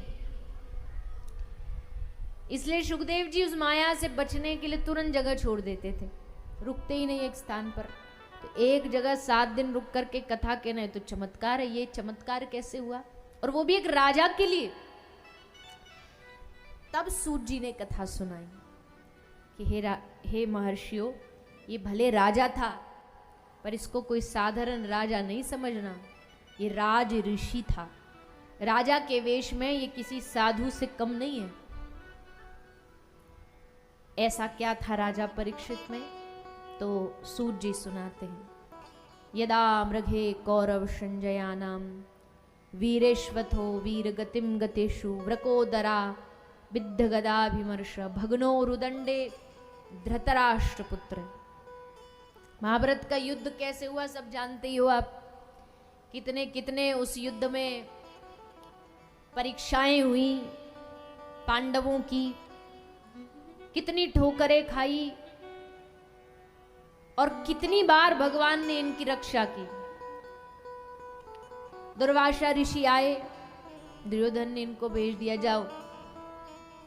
पांडव अज्ञातवास पर थे, वनवास पर थे, तो वनवास में कह दिया दुर्वासा ऋषि को कि आपको अगर अतिथि सत्कार देखना है ना तो जाओ पांडवों का देखो, आपकी खूब सेवा करेंगे। महर्षि दुर्वासा पहुंच गए पांडवों के पास पूरी टोली लेकर के, और द्रौपदी को कहा कि अभी तो हम पूरी अपने ब्राह्मणों की, ऋषियों की जमात के साथ थोड़ी देर में आने वाले, गंगा स्नान कराते, तब तक भोजन तैयार रखो। बेचारी द्रौपदी कहाँ से भोजन तैयार रखे? वनवास में रहने के लिए थोड़ा बहुत अपना पेट भरने के लिए जितना संग्रह था वो भोजन पा करके, और वो जो पात्र है जो द्रौपदी के पास है, जो अजर है, अमर है, उस अक्षय है, उस पात्र को भी धो करके, स्वच्छ करके, साफ करके रख दिया। तो अब तो कोई चांस बचा ही नहीं। चले गए ये तो अपनी पूरी ऋषि की मंडली लेके स्नान के लिए। अब द्रौपदी बड़ी चिंतित है, और दुर्वासा ऋषि का तो क्रोध, श्राप, ये तो सारी दुनिया जानती है। एक बार क्रोध में आ गए तो सब कुछ नष्ट कर देंगे। लेकिन उस समय भी उस द्रौपदी की चिंता को दूर करने वाला कौन था? किसने दूर की द्रौपदी की चिंता? बताइए ना, कौन आया वहां? मुस्कुराते मुस्कुराते, चेहरे पर हल्का सा स्मित लिए हुए द्वारिकाधीश आ गए। द्रौपदी ने कहा, बड़े अच्छे समय पर आयो, क्या हो गया? तू बड़ी चिंता में लग रही। बोली, बात ही कुछ ऐसी है महाराज, पांडव वंश खतरे में है, पांडवों का पूरा मूल खतरे में है। महाराज दुर्वासा ऋषि कोई यहाँ श्राप दे गए तो हो गया कल्याण। भगवान ने कहा, तू घबरा क्यों रही? तेरे पास तो अक्षय पात्र है। बोले, वो तो हमने सब स्वच्छ साफ करके रख दिया। भगवान बोले, हो ही नहीं सकता। बोले, हमको पता है ना क्यों नहीं हो सकता, हमने तो सब स्वच्छ करके, साफ मांझ धो करके रख दिया। भगवान ने बोला, कुछ तो होगा, कुछ तो बचा होगा। बोले, नहीं है ना आप। अरे कृष्णा, कुछ तो होगा, देख तो सही। बार बार कहने पर देखा तो एक चावल का, अन्न का दाना लगा हुआ था। भगवान बोले, कहा था ना देख। पर इससे क्या होना जाना है प्रभु? बोले, देख इससे क्या होता है। भगवान ने लिया वो दाना और मुंह में डाला, और खा करके एकदम तृप्त हो गए भगवान, भूख खत्म। और भगवान कौन है? भगवान जगत पिता हैं, सारा ब्रह्मांड भगवान के उदर में है। भगवान का पेट भर गया मतलब सारे जगत का पेट भर गया। खाया यहाँ भगवान ने, और वहां गंगा किनारे डकार आ रही है ऋषि महात्माओं को।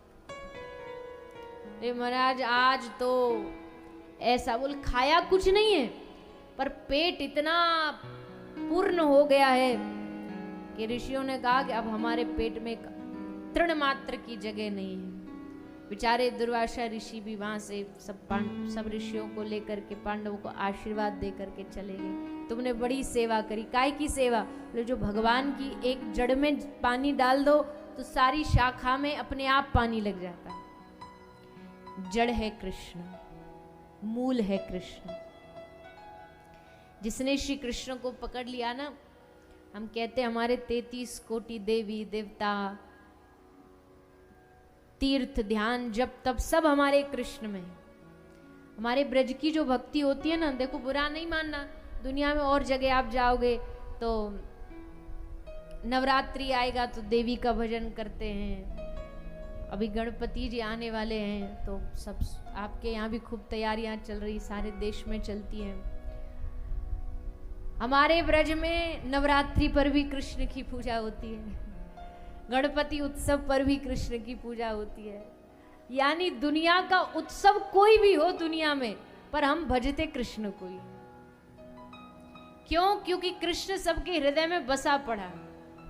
जैसे कांटा चुभ जाता है ना, लाख कोशिश करो नहीं निकल रहा, तो ये में ठाकुर जी बसे हुए हैं। कोई दुनिया का उत्सव आए पर हमारे लिए मूल कृष्ण ही है। हमें पता है हम उनका नाम भजेंगे तो उसमें सब खुश हो जाएंगे, राजी हो जाएंगे। देवी भी, देवता भी, सब राजी हो जाएंगे। इसलिए हमें भटकना पड़ता ही नहीं, कहीं जाना पड़ता नहीं। हर जगह बस मूल कृष्ण है। और ये कृष्ण में भाव है तो इसलिए हम कृष्ण का बोल रहे हैं। आपका जिसमें भाव हो, जिस भी देवी देवता में भाव हो रखो, पर एक में रखो। एक में रखने का मतलब क्या है? रखने का मतलब ये कि ये नहीं है कि दूसरों का सम्मान मत करो या उनका उत्सव, ठीक है मना रहे, पर उसमें भी अपने ही इष्ट को देखो। कुछ भी करें पर मन में भाव मूल में वही होने चाहिए। तो पांडवों के मूल में है कृष्ण, इसलिए जिसके मूल में कृष्ण होता है भगवान उसको कभी हारने नहीं देते। अश्वत्थामा मारा गया, खबर किसने फैलाई? किसने कहा युधिष्ठिर को बोल? ठाकुर जी कहते हैं जो हमारे समर्पित होता ना उसके लिए तो हमको झूठ बोलना पड़े, उसके लिए हमें भेदभाव भी करना पड़े तो मैं तो करूंगा। भगवान ने महाभारत के युद्ध में खुल के बताया है, जो मेरा शरणागत है उसके लिए किसी भी तरह से मैं उसकी रक्षा करूंगा, ये मेरा प्रण है। कौन कहता भगवान भेदभाव नहीं करते? करते हैं, अपनों के लिए करते हैं, अपने जनों के लिए करते हैं। भगवान कहते मैंने दुनियादारी का ठेका नहीं ले रखा, दुनियादारी के लिए तो मैंने एक सिस्टम बना रखा है, चाहे पापी हो, चाहे साधु हो, चाहे कोई भी हो, सबके लिए बराबर हवा, पानी, जल, भूमि रहने के लिए सबके लिए बराबर है। चोर को भी हवा मिलेगी और एक महात्मा को भी ऑक्सीजन मिलेगा, कोई भेदभाव नहीं है भगवान का। लेकिन जब बात रक्षा की आती है ना, तब भगवान अपने जनों के लिए भेदभाव करते। अपने जनों के लिए तो भगवान ने क्या नहीं किया, अपने आप को लुटा दिया। अपने जनों के लिए भगवान सब करने को तैयार हो जाते हैं, पर अपना होना चाहिए। और पांडव उसका जीता जागता उदाहरण है।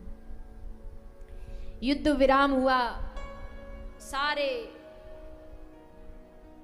कौरव मारे गए, कोई नहीं बचा, पूरा कौरव वंश नष्ट हो गया। बचा था एक दुर्योधन, वो भी अकेला।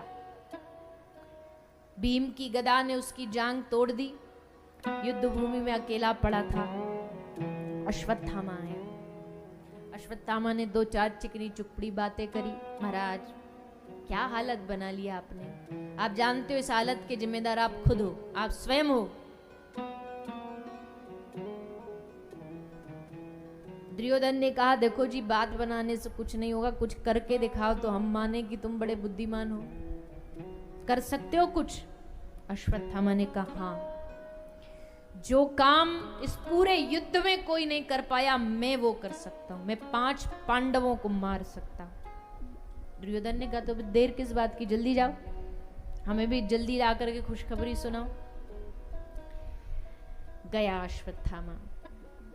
श्री कृष्ण पांडव वंश को लेकर के, 5 पांडवों को लेके गंगा स्नान के लिए गए हुए हैं। पीछे से 5 बालकों को द्रौपदी ने 5 के शिविर में सुला दिया है। अश्वत्थामा आया, रात्रि का समय था, अंधेरा, पहचान कर ना पाया शिविर पांडवों का है तो पांडव होंगे, ये सोच करके 5 बालकों का सर काट करके ले गया। दुर्योधन को खुश होके बोला देखो देखो महाराज, क्या कारनामा करके आया हूं, 5 पांडवों के सर तुम्हारे सामने, ये लो। दुर्योधन बोला मेरा सबसे बड़ा दुश्मन है भीम, मेरा सबसे बड़ा शत्रु भीम है, उसने मेरी यह हालत करी है, उसका सर निकाल के दो। तो अंधकार में भीम का पुत्र भीम जैसा लगता था तो भीम के पुत्र का सर लेके दे दिया। दुर्योधन ने पकड़ा सर को, क्रोध में एकदम मसला, तो उस शीश के सर के टुकड़े टुकड़े हो गए। तुरंत दुर्योधन समझ गया ये भीम नहीं हो सकता, भीम इतना बलशाली। दुर्योधन कहता हमने एक बार बचपन में उसको ऊपर मारने के चक्कर में ऊपर धक्का दिया था कि पत्थर पे गिर के मर जाएगा, जैसे हमने धक्का दिया भीम को तो कुछ हुआ नहीं, जिस पत्थर पे गिरा पत्थर टूट गया। ऐसा बलशाली, और उसका शीश, उसका सर इतना कोमल, नहीं कुछ गड़बड़ है, ध्यान से देखो। ध्यान से देखा तो पता चला कि ये तो पांडव के 5 बालक हैं। दुर्योधन को भी पहली बार दुख हुआ। दुर्योधन की आंख में भी आंसू आ गई, ये तूने क्या कर डाला।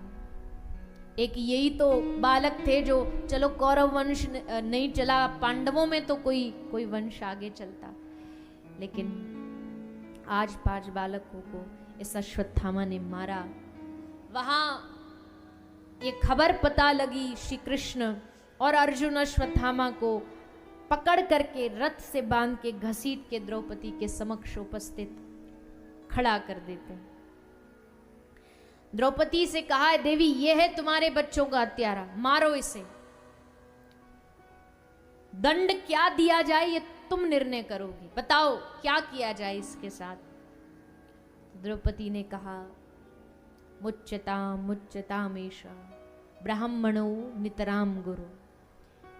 मेरी नजर से जानना चाहते हो, मेरा निर्णय जानना चाहते हो, तो एक काम करो, छोड़ दो इसको, छोड़ दो इसको, मत मारो। सारे लोग बोले, द्रौपदी तुम्हारी मति तो ठीक है, इतना बड़े पापी को, जिसने इतना बड़ा पाप किया, बच्चों को मारा, तुम कह रहे हो उसको छोड़ दो, ये कौन सा न्याय हो गया। द्रौपदी कहती है, लेकिन न्याय तो ये भी नहीं है ना कि एक ब्राह्मण को मारा जाए। ब्रह्म हत्या दुनिया का सबसे बड़ा पाप है,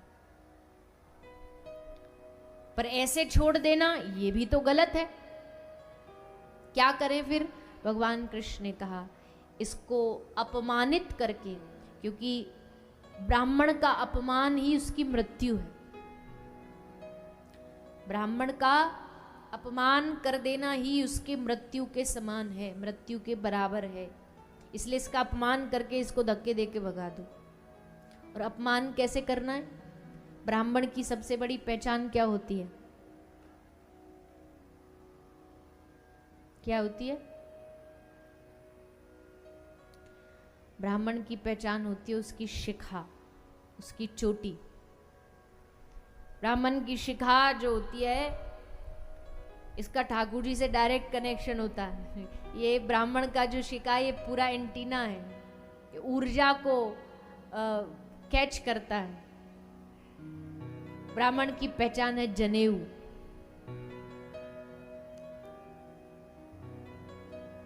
अगर इतिहास पढ़ोगे तो इतिहास में ये जो मुगल आए, ये बाहर से जितने भी आए हमला करने के लिए, इन्होंने ब्राह्मणों के अपमान करने के लिए सबसे पहले क्या किया, शिखा को काटा। क्योंकि वो जानते थे अगर ब्राह्मण की शिखा चोटी काट दी गई तो ब्राह्मण एकदम निष्प्राण हो जाएगा।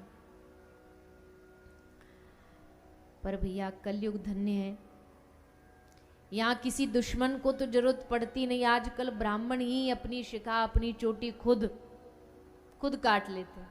फैशन के चक्कर में बोले हम चोटी रखेंगे तो लोग क्या बोलेंगे, देखो चोटी वाला जा रहा है। फैशन के नाम पे और सारे काम कर लेंगे। ये चोटी, अगर कोई फिल्म का मूवी स्टार फैशन करके आ जाए ना, तो सारे युवा बच्चे तुरंत वो वैसा ही स्टाइल चालू कर देंगे। हमें ये कहा जाए कि जब बच्चे का संस्कार होता है, जनेऊ संस्कार होता है, तो बच्चे का मुंडन किया जाता है, उसको मुंडन करके गुरुकुल में भेजा जाता है। तो बच्चे नहीं करेंगे, वहीं एक हीरो आ जाता है, थोड़ा कट सा मार के, तो सारे उसको कॉपी करके चालू हो जाते हैं। कैसी विचित्र बात है। अपने संस्कार की जब बात आती है तो हमको शर्म आती है, वही कोई फैशन के नाम पे करे तो हम मान लेते हैं। इसलिए निवेदन, खासकर ब्राह्मण बच्चों से निवेदन है कि अपने जो हमारे संस्कार हैं, अपनी जो पहचान है, उसको भूलना नहीं चाहिए, उसको नष्ट नहीं करना चाहिए, इस पहचान को बनाए रखना चाहिए। भगवान ने आप पर कृपा की है। वैसे तो ये जाति पूर्व में तो कर्म से होती थी, पर चलो अब सब चीज़ें बदल गई, अब जन्म से होने लगी हैं। जन्म से सही, जो जिस भी धर्म में, जिस भी परिवार में, जिस भी संप्रदाय, जिस भी जाति, जहाँ भी जन्म लेता है, उसको अपने वहाँ होने का गर्व रखना चाहिए। किसी भी जाति का हो, किसी भी संप्रदाय का हो।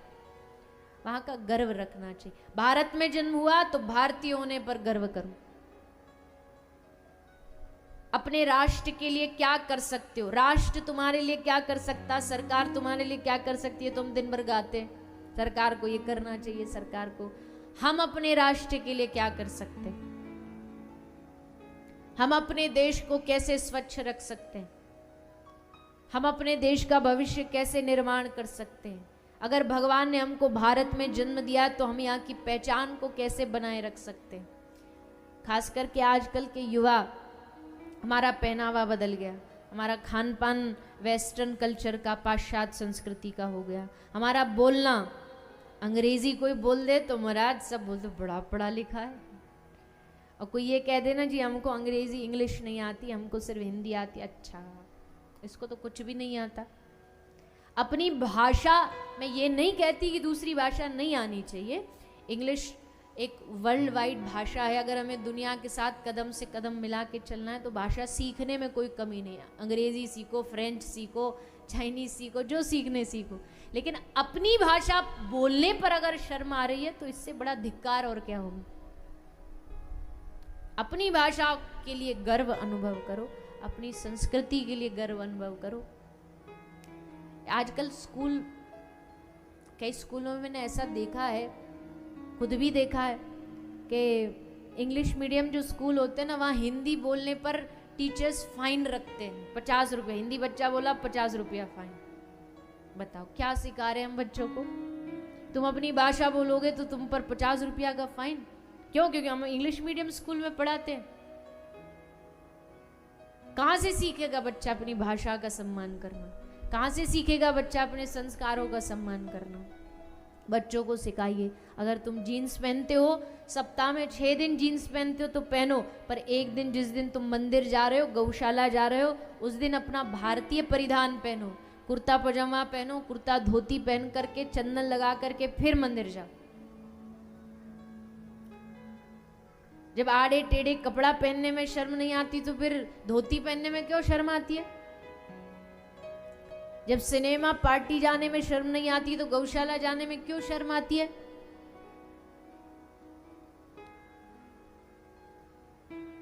तो ये संस्कार खोने नहीं चाहिए, ये बने रहने चाहिए। और ये तभी बनेंगे जब इसकी शुरुआत घर परिवार से होगी। सब अपने अपने, ब्राह्मण हैं तो अपने संस्कार को बनाए रखें। तो अश्वत्थामा का अपमान करने के लिए क्या किया? उसके मस्तिष्क से चोटी काट करके उसकी मणि निकाल के धक्के दे के भगा दिया। लेकिन अश्वत्थामा ठहरा ईर्ष्या का रूप। इसको पांडवों के प्रति कृतज्ञ होना चाहिए था कि पांडवों ने इसकी जान बख्श दी, लेकिन इसके मन में और उल्टा भाव आ गया कि अब पांडव वंश को मूल से खत्म करूंगा। एक ही वंश को आगे बढ़ाने वाला बच्चा बचा है उत्तरा के गर्भ में, उसको भी मार डालूंगा। उत्तरा के गर्भ के बालक पर ब्रह्मास्त्र छोड़ दिया। घबराई उत्तरा और घबरा करके श्री कृष्ण की शरण में गई। पाही पाही महायोगिन देव देव जगतपते, नान्यम त्वद्भयं पश्ये यत्र मृत्यु परस्परम। पाही पाही महायोगिन, हे महायोगी, हे देव देव जगतपते, देवों के देव, हे जगतपति, मैं आपकी शरण, मेरे बालक की रक्षा करो, मेरी रक्षा करो। क्योंकि मैं जानती हूं यहाँ ये जितने खड़े हैं ना, पांडव खड़े थे सारे, उत्तरा के ससुर लगते हैं। उत्तरा जानती है ये सब हैं तो शक्तिशाली, पर जब कष्ट आता है ना, जब जीवन में कोई पीड़ा आती है, कोई दुख आता है, तो कभी भी उस पीड़ा और कष्ट को हरने वाला इस दुनिया में कोई है तो वो एकमात्र भगवान है। क्योंकि जिनके पास तुम मदद लेने जाओगे ना कि शायद ये वाला रिश्तेदार मदद कर देगा, शायद ये वाला परिवार वाला मदद कर देगा, दुख की घड़ी में सबरे मुंह फेर के बैठ जाएंगे, कोई मदद करने वाला नहीं। और तुम्हारे आगे फिर भी थोड़ा हाँ जी कर देंगे, अरे भैया बड़ा दुख लगा तुम्हारा सुन, पीठ पीछे फिर हंसी उड़ाएंगे, ये देखो कैसे बड़ा आनंद आया, इसके साथ यही होना चाहिए। इसलिए संसार वालों के पास नहीं, कष्ट भी है तो भगवान के पास जा करके उनसे भी ये नहीं बोलना कष्ट दूर कर दो, उनसे भी बस बताना कि प्रभु कष्ट में हूं, बाकी तुम्हारी मर्जी, तुमको अगर इस कष्ट में देखना मुझे अच्छा लग रहा है तो ऐसे ही रखो, अगर तुमको लगता नहीं इसको कष्ट से निकालना चाहिए तो हे प्रभु। इसको कहते हैं समर्पण भाव। समर्पण भाव क्या होता है? जाही विधि राखे राम, बोलिए ना जोर से, जाही विधि राखे राम, ताही विधि रहिए सीताराम। सीताराम सीताराम कहिए। महलों में राखे चाहे झोपड़ी में वास दे, तुम तो बस धन्यवाद निर्विवाद राम राम कहिए। किसी भी तरीके समर्पित हो जाइए भगवान के, भगवान के समर्पित होकर के फिर जब व्यक्ति समर्पित हो जाता है तो क्या कहता है?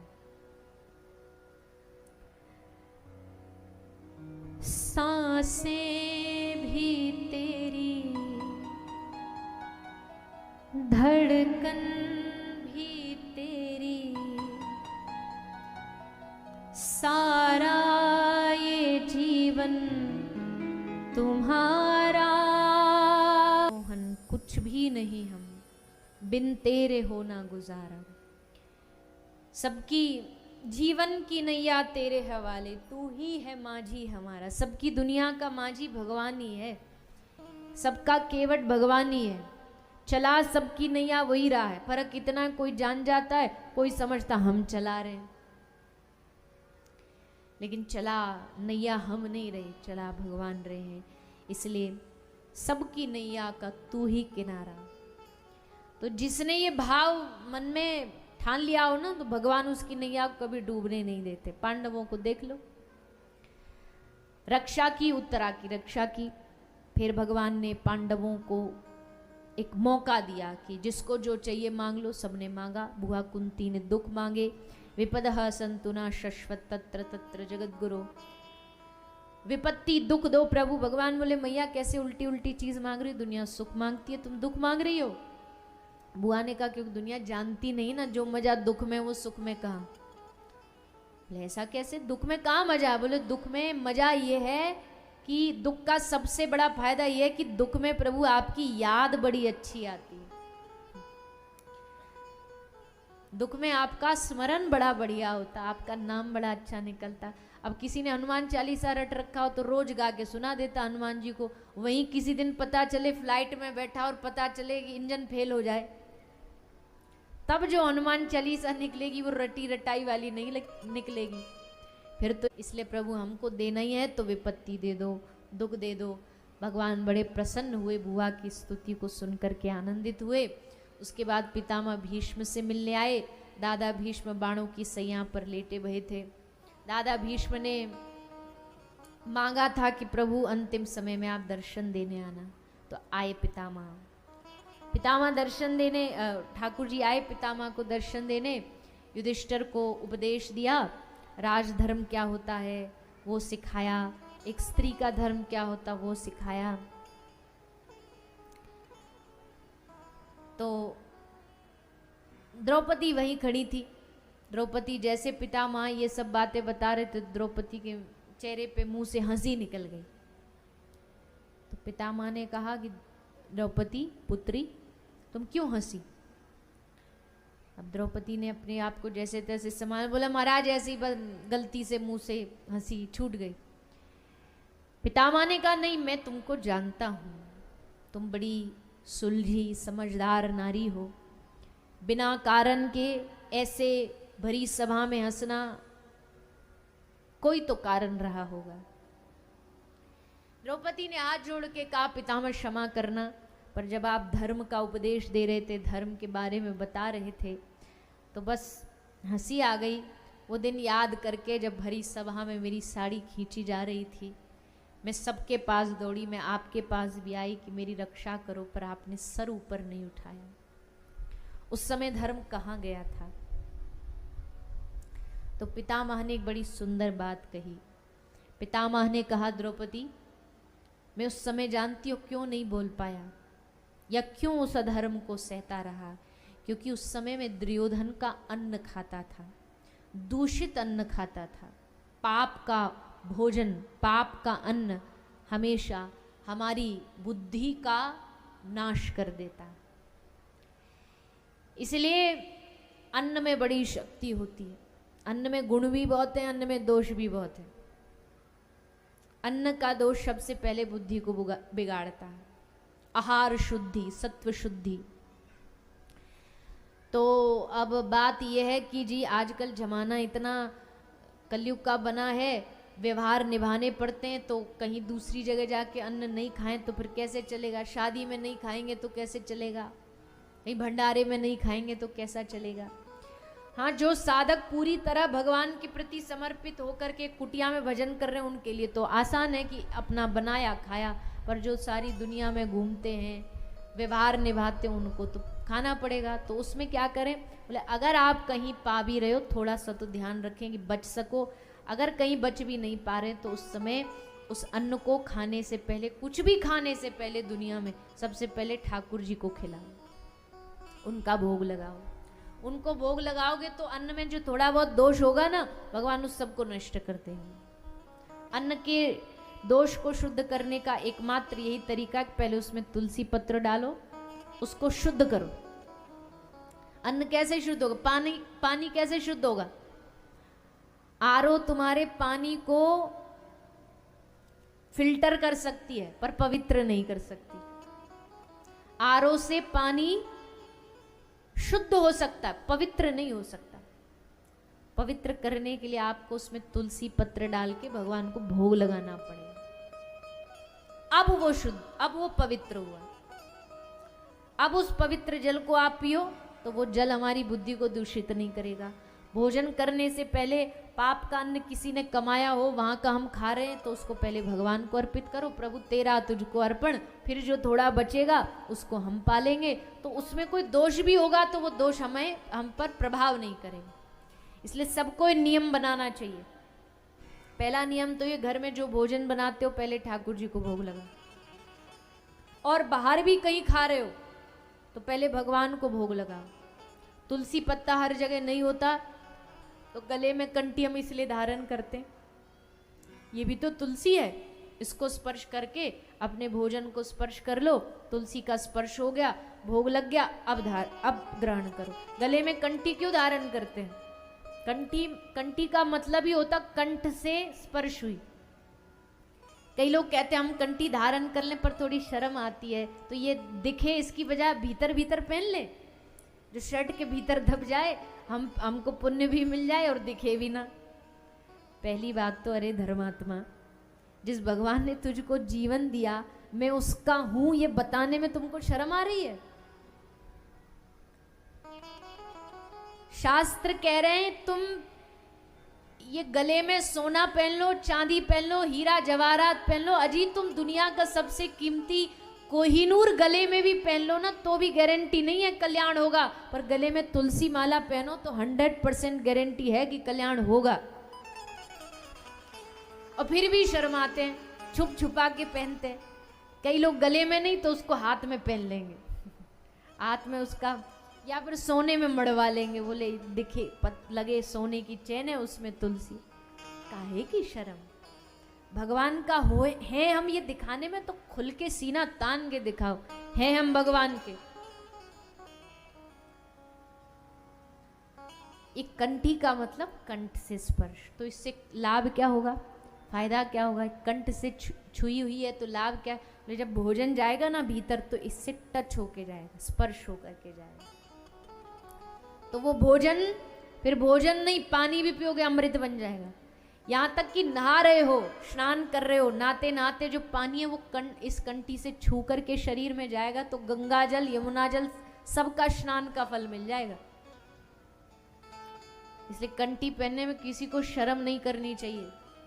गले में कंठी होना ये इस बात का प्रमाण है कि हम सब भगवान के लिए अप्रूव हो चुके हैं। ये साइन है इस बात का।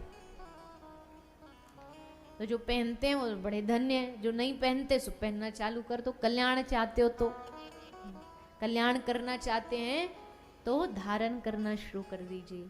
कंठी के बड़े लाभ हैं, ऐसे ही नहीं है, इसके बहुत लाभ हैं, शास्त्रीय लाभ हैं, इससे वैज्ञानिक लाभ हैं, इससे शारीरिक लाभ हैं।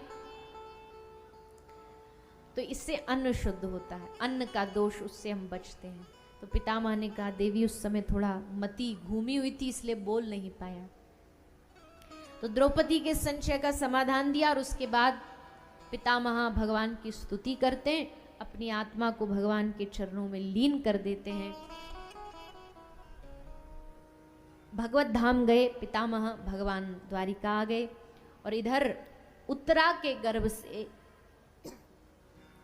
के गर्भ से राजा परीक्षित का जन्म हुआ।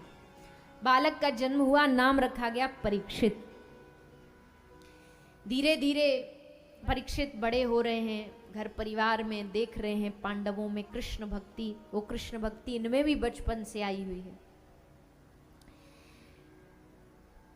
एक समय आया जब भगवान अपनी लीला विश्राम करके चले गए अपने गोलोक, अपने धाम, और जैसे ये सूचना पांडवों को मिली कि भगवान चले गए, पांडव बड़े उदास हुए। अब भगवान के बगैर क्या जीना। सब पांडव राज्य छोड़ करके राजा परीक्षित को राजा बना के जंगल में चले जाते। राजा बने परीक्षित, और परीक्षित राजा पूरे राज्य को बड़ी अच्छे से संभालते हैं। राजा बन के घटना घटी कि राजा परीक्षित ने देखा कलयुग आ गया। कलयुग क्या कर रहा है? कलयुग पृथ्वी रूपी गाय को मार रहा है। परीक्षित जी समझ गए कि कलयुग का प्रवेश हो चुका है। जहां गाय का अपमान हो, जहां गाय को कष्ट दिया जाए, समझो वहां कलयुग रह रहा है। वो कलयुग का स्थान है जहां गाय को पीड़ा दी जाती है। कलयुग का ये परिचय है, जहां ब्राह्मणों को, शास्त्रों को, गायों का अपमान किया जाता हो, वो कलयुग का निवास है। तो राजा परीक्षित ने देखा कि गाय को मार रहा है, तुरंत अपना धनुष बाण उठाया और कलयुग को मारने के लिए तैयार खड़े हो गए। खबरदार जो गाय के ऊपर आंख भी उठाई थी। एक राजा का दायित्व तो यही है ना कि उसकी प्रजा में चाहे कोई पशु हो, गाय हो, सबका ध्यान रखे, किसी के साथ अन्याय ना हो रहा ये ध्यान रखे। आज के समय में भी बड़ी कमी है इसकी, प्रजा की ओर से भी और राजा की ओर से भी। प्रजा मतलब पब्लिक ने, आम जनता ने गायों को घर से निकाल दिया, और जो राजा है माने जो सरकार है वो भी जो प्रयास करना चाहिए सेवा के लिए, रक्षा के लिए, वो करती नहीं।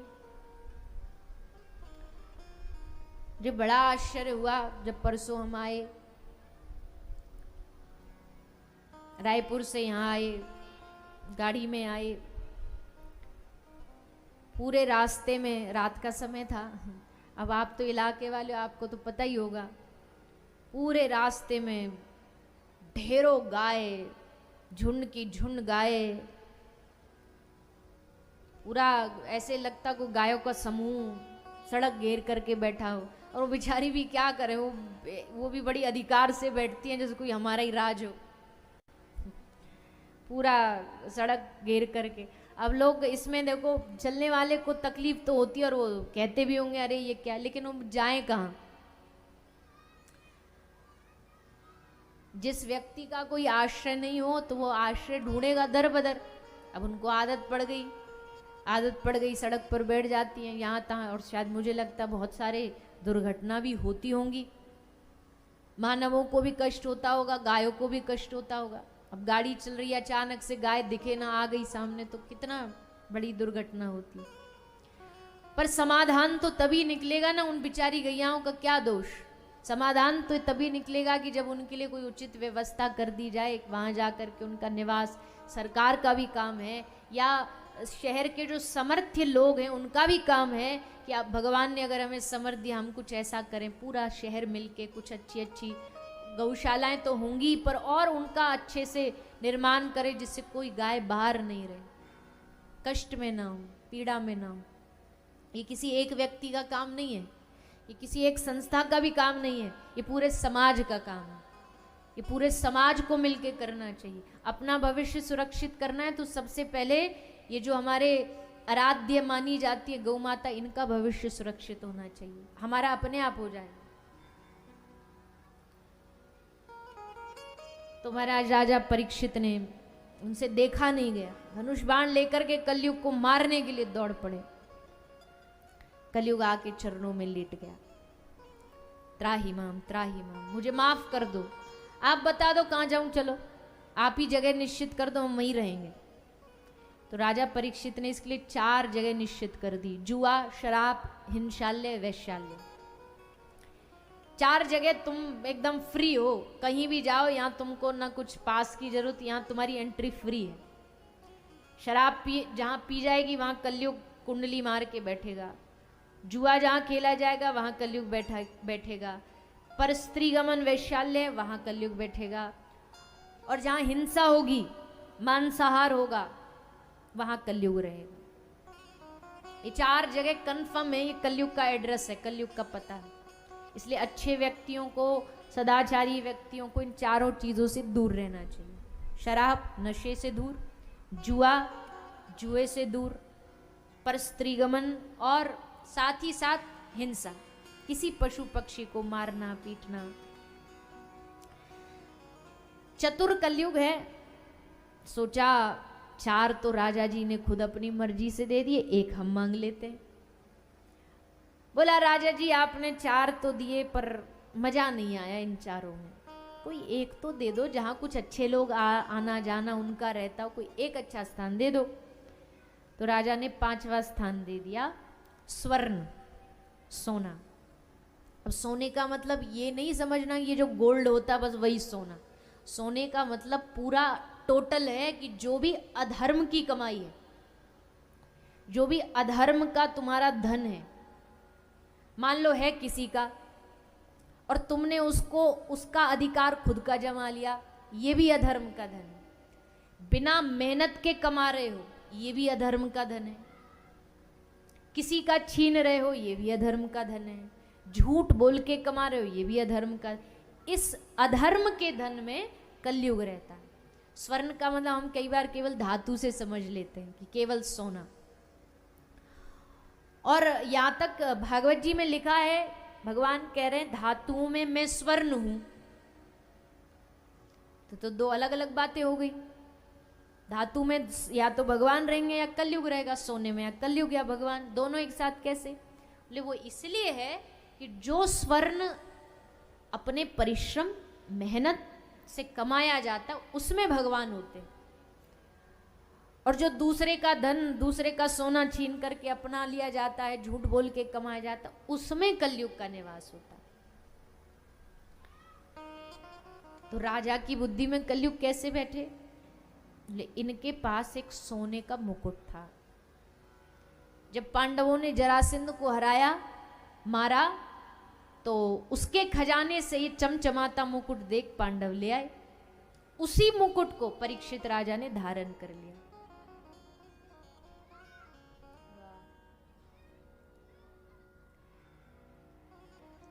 उस मुकुट को राजा परीक्षित ने धारण किया, मतलब बुद्धि में कलयुग बैठा।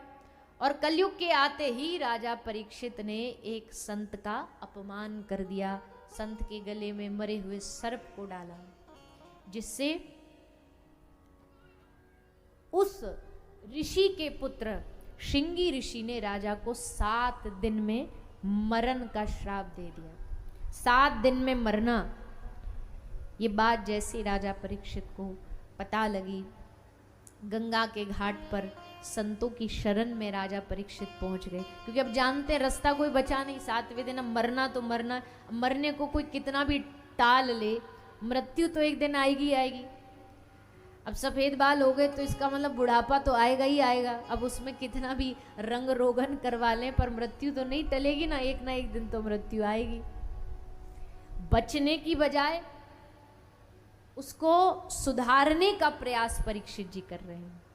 संतों के पास जाके पूछ रहे हैं कि मृत्यु जिसकी नजदीक हो उसे क्या करना चाहिए, उपाय बताइए, कल्याण, जगत के कल्याण के लिए। तो ये प्रश्न जैसे किया उसी समय आ गए सुखदेव जी। तत्रा भवद भगवान व्यास पुत्रो, व्यास पुत्र सुखदेव जी आकर के सिंहासन पर विराजमान हो गए वक्ता के। और जिसको सुखदेव जैसा गुरु मिल जाए ना, सुखदेव जैसा वक्ता मिल जाए, उसको 7 दिन नहीं, 7 क्षण नहीं, 1 क्षण मात्र में ही कल्याण उसका निश्चित हो जाता है। बस सर्व सामर्थ्य गुरु चाहिए होता है। सामर्थ्यवान गुरु होगा तो क्षणार्धम क्षेमार्धम, 1 क्षण में कल्याण कर देता है। और तब सुखदेव जी ने राजा परीक्षित को कथा सुनाना आरंभ किया, जिस कथा को आप हम सभी श्रवण कर रहे हैं, श्रवण पान करते हुए अपने जीवन को धन्य कर रहे हैं।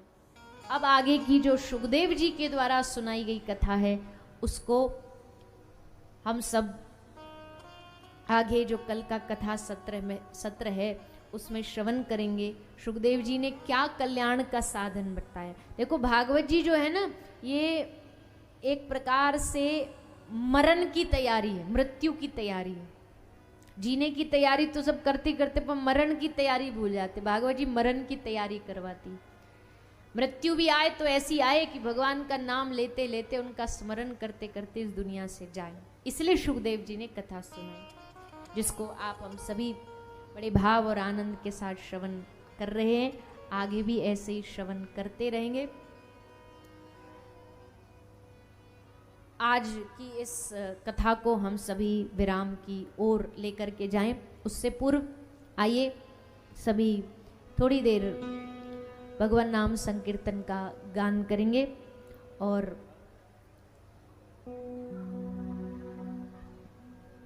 भगवान नाम संकीर्तन करते हुए कथा को विराम की ओर हम सभी बढ़ाएंगे। सभी बड़े भाव के साथ 2 मिनट के लिए भगवान नाम गान करते हुए, गाते हुए, हरे कृष्णा राम राम हरे हरे, हरे कृष्णा हरे कृष्णा कृष्णा कृष्णा हरे हरे, हरे राम राम राम हरे हरे, हरे कृष्णा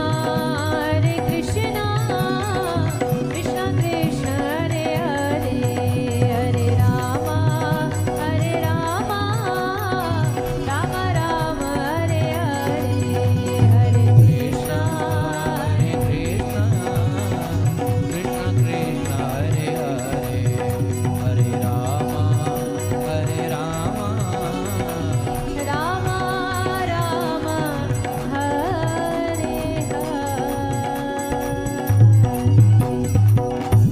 बोली हरिनाम संकीर्तन की जय।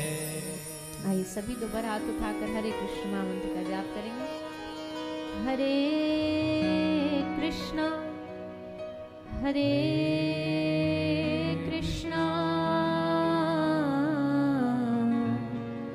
कृष्णा कृष्णा हरे हरे, हरे राम हरे राम, राम राम हरे हरे, हरे कृष्णा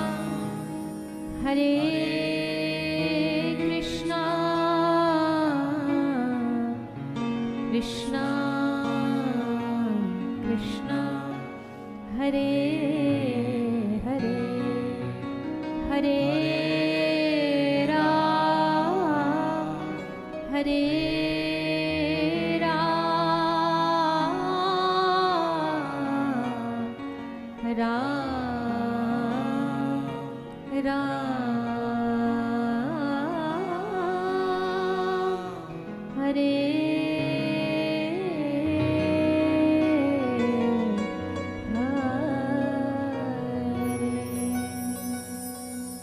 बोली वृंदावन बिहारी लाल की जय। श्रीमद् भागवत महापुराण की जय श्री व्यास जी महाराज की जय सुखदेव जी महाराज की जय श्री परीक्षित जी महाराज की जय गौ माता की जय जय जय श्री राम जय जय श्री राम जय जय श्री राम निताई गौर हरि बोल।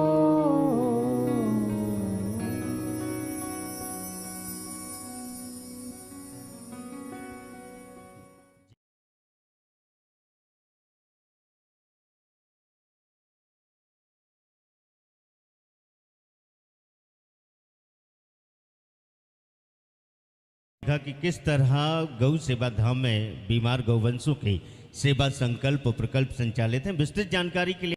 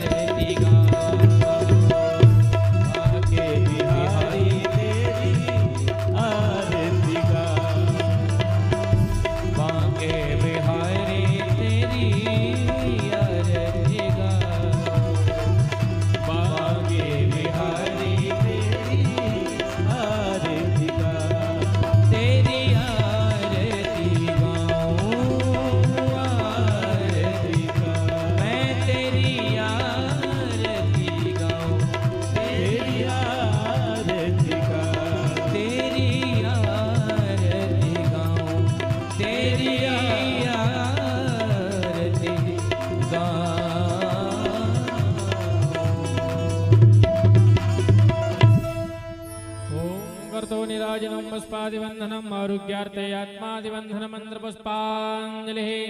ओम द्योः शांतिरंतरिजगुं शांतिः पदवी शांतिरापः शांतिरोकदयः शांतिः पणज्वतयः शांतिर्विश्वे देवाः शांति ब्रह्म शांतिः सर्वगुं शांतिः शांतिरेव शांतिः सामा शांतिरेधिः।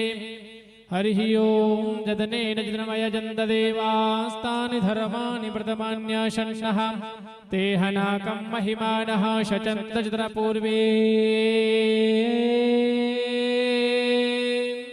साध्याः सन्ति देवाः। हरिः ओम एकदन्ताय विद्महे वक्रतुण्डाय धीमहि तन्नो दन्तिः प्रचोदयात्। शेवन्तिकावकुलचम्बके पाटलाब्जे पुन्नः गजाति करवीररसाले पुष्पै बिल्बप्रिवाले तुलसी दलमञ्जरे भेतां पूजयामि जगदीश्वर मे प्रसीद। नानासुगन्धपुष्पाणि यथा कालोद्भवानि च पुष्पाञ्जलिर्मया दत्ता गृहाण परमेश्वरः। मन्त्रपुष्पाञ्जलिं समर्पयामि श्रीमद्भागवत महापुराण पुरुषोत्तमाय नमः। बोलिए भागवत महापुराण की, वृंदावन बिहारी लाल की, व्यास जी महाराज की, सुखदेव जी महाराज की, राधा रानी सरकार की, सदगुरुदेव भगवान की। जय जय श्री राधे, जय जय श्री राधे, जय जय श्री राधे श्याम। निताई गौ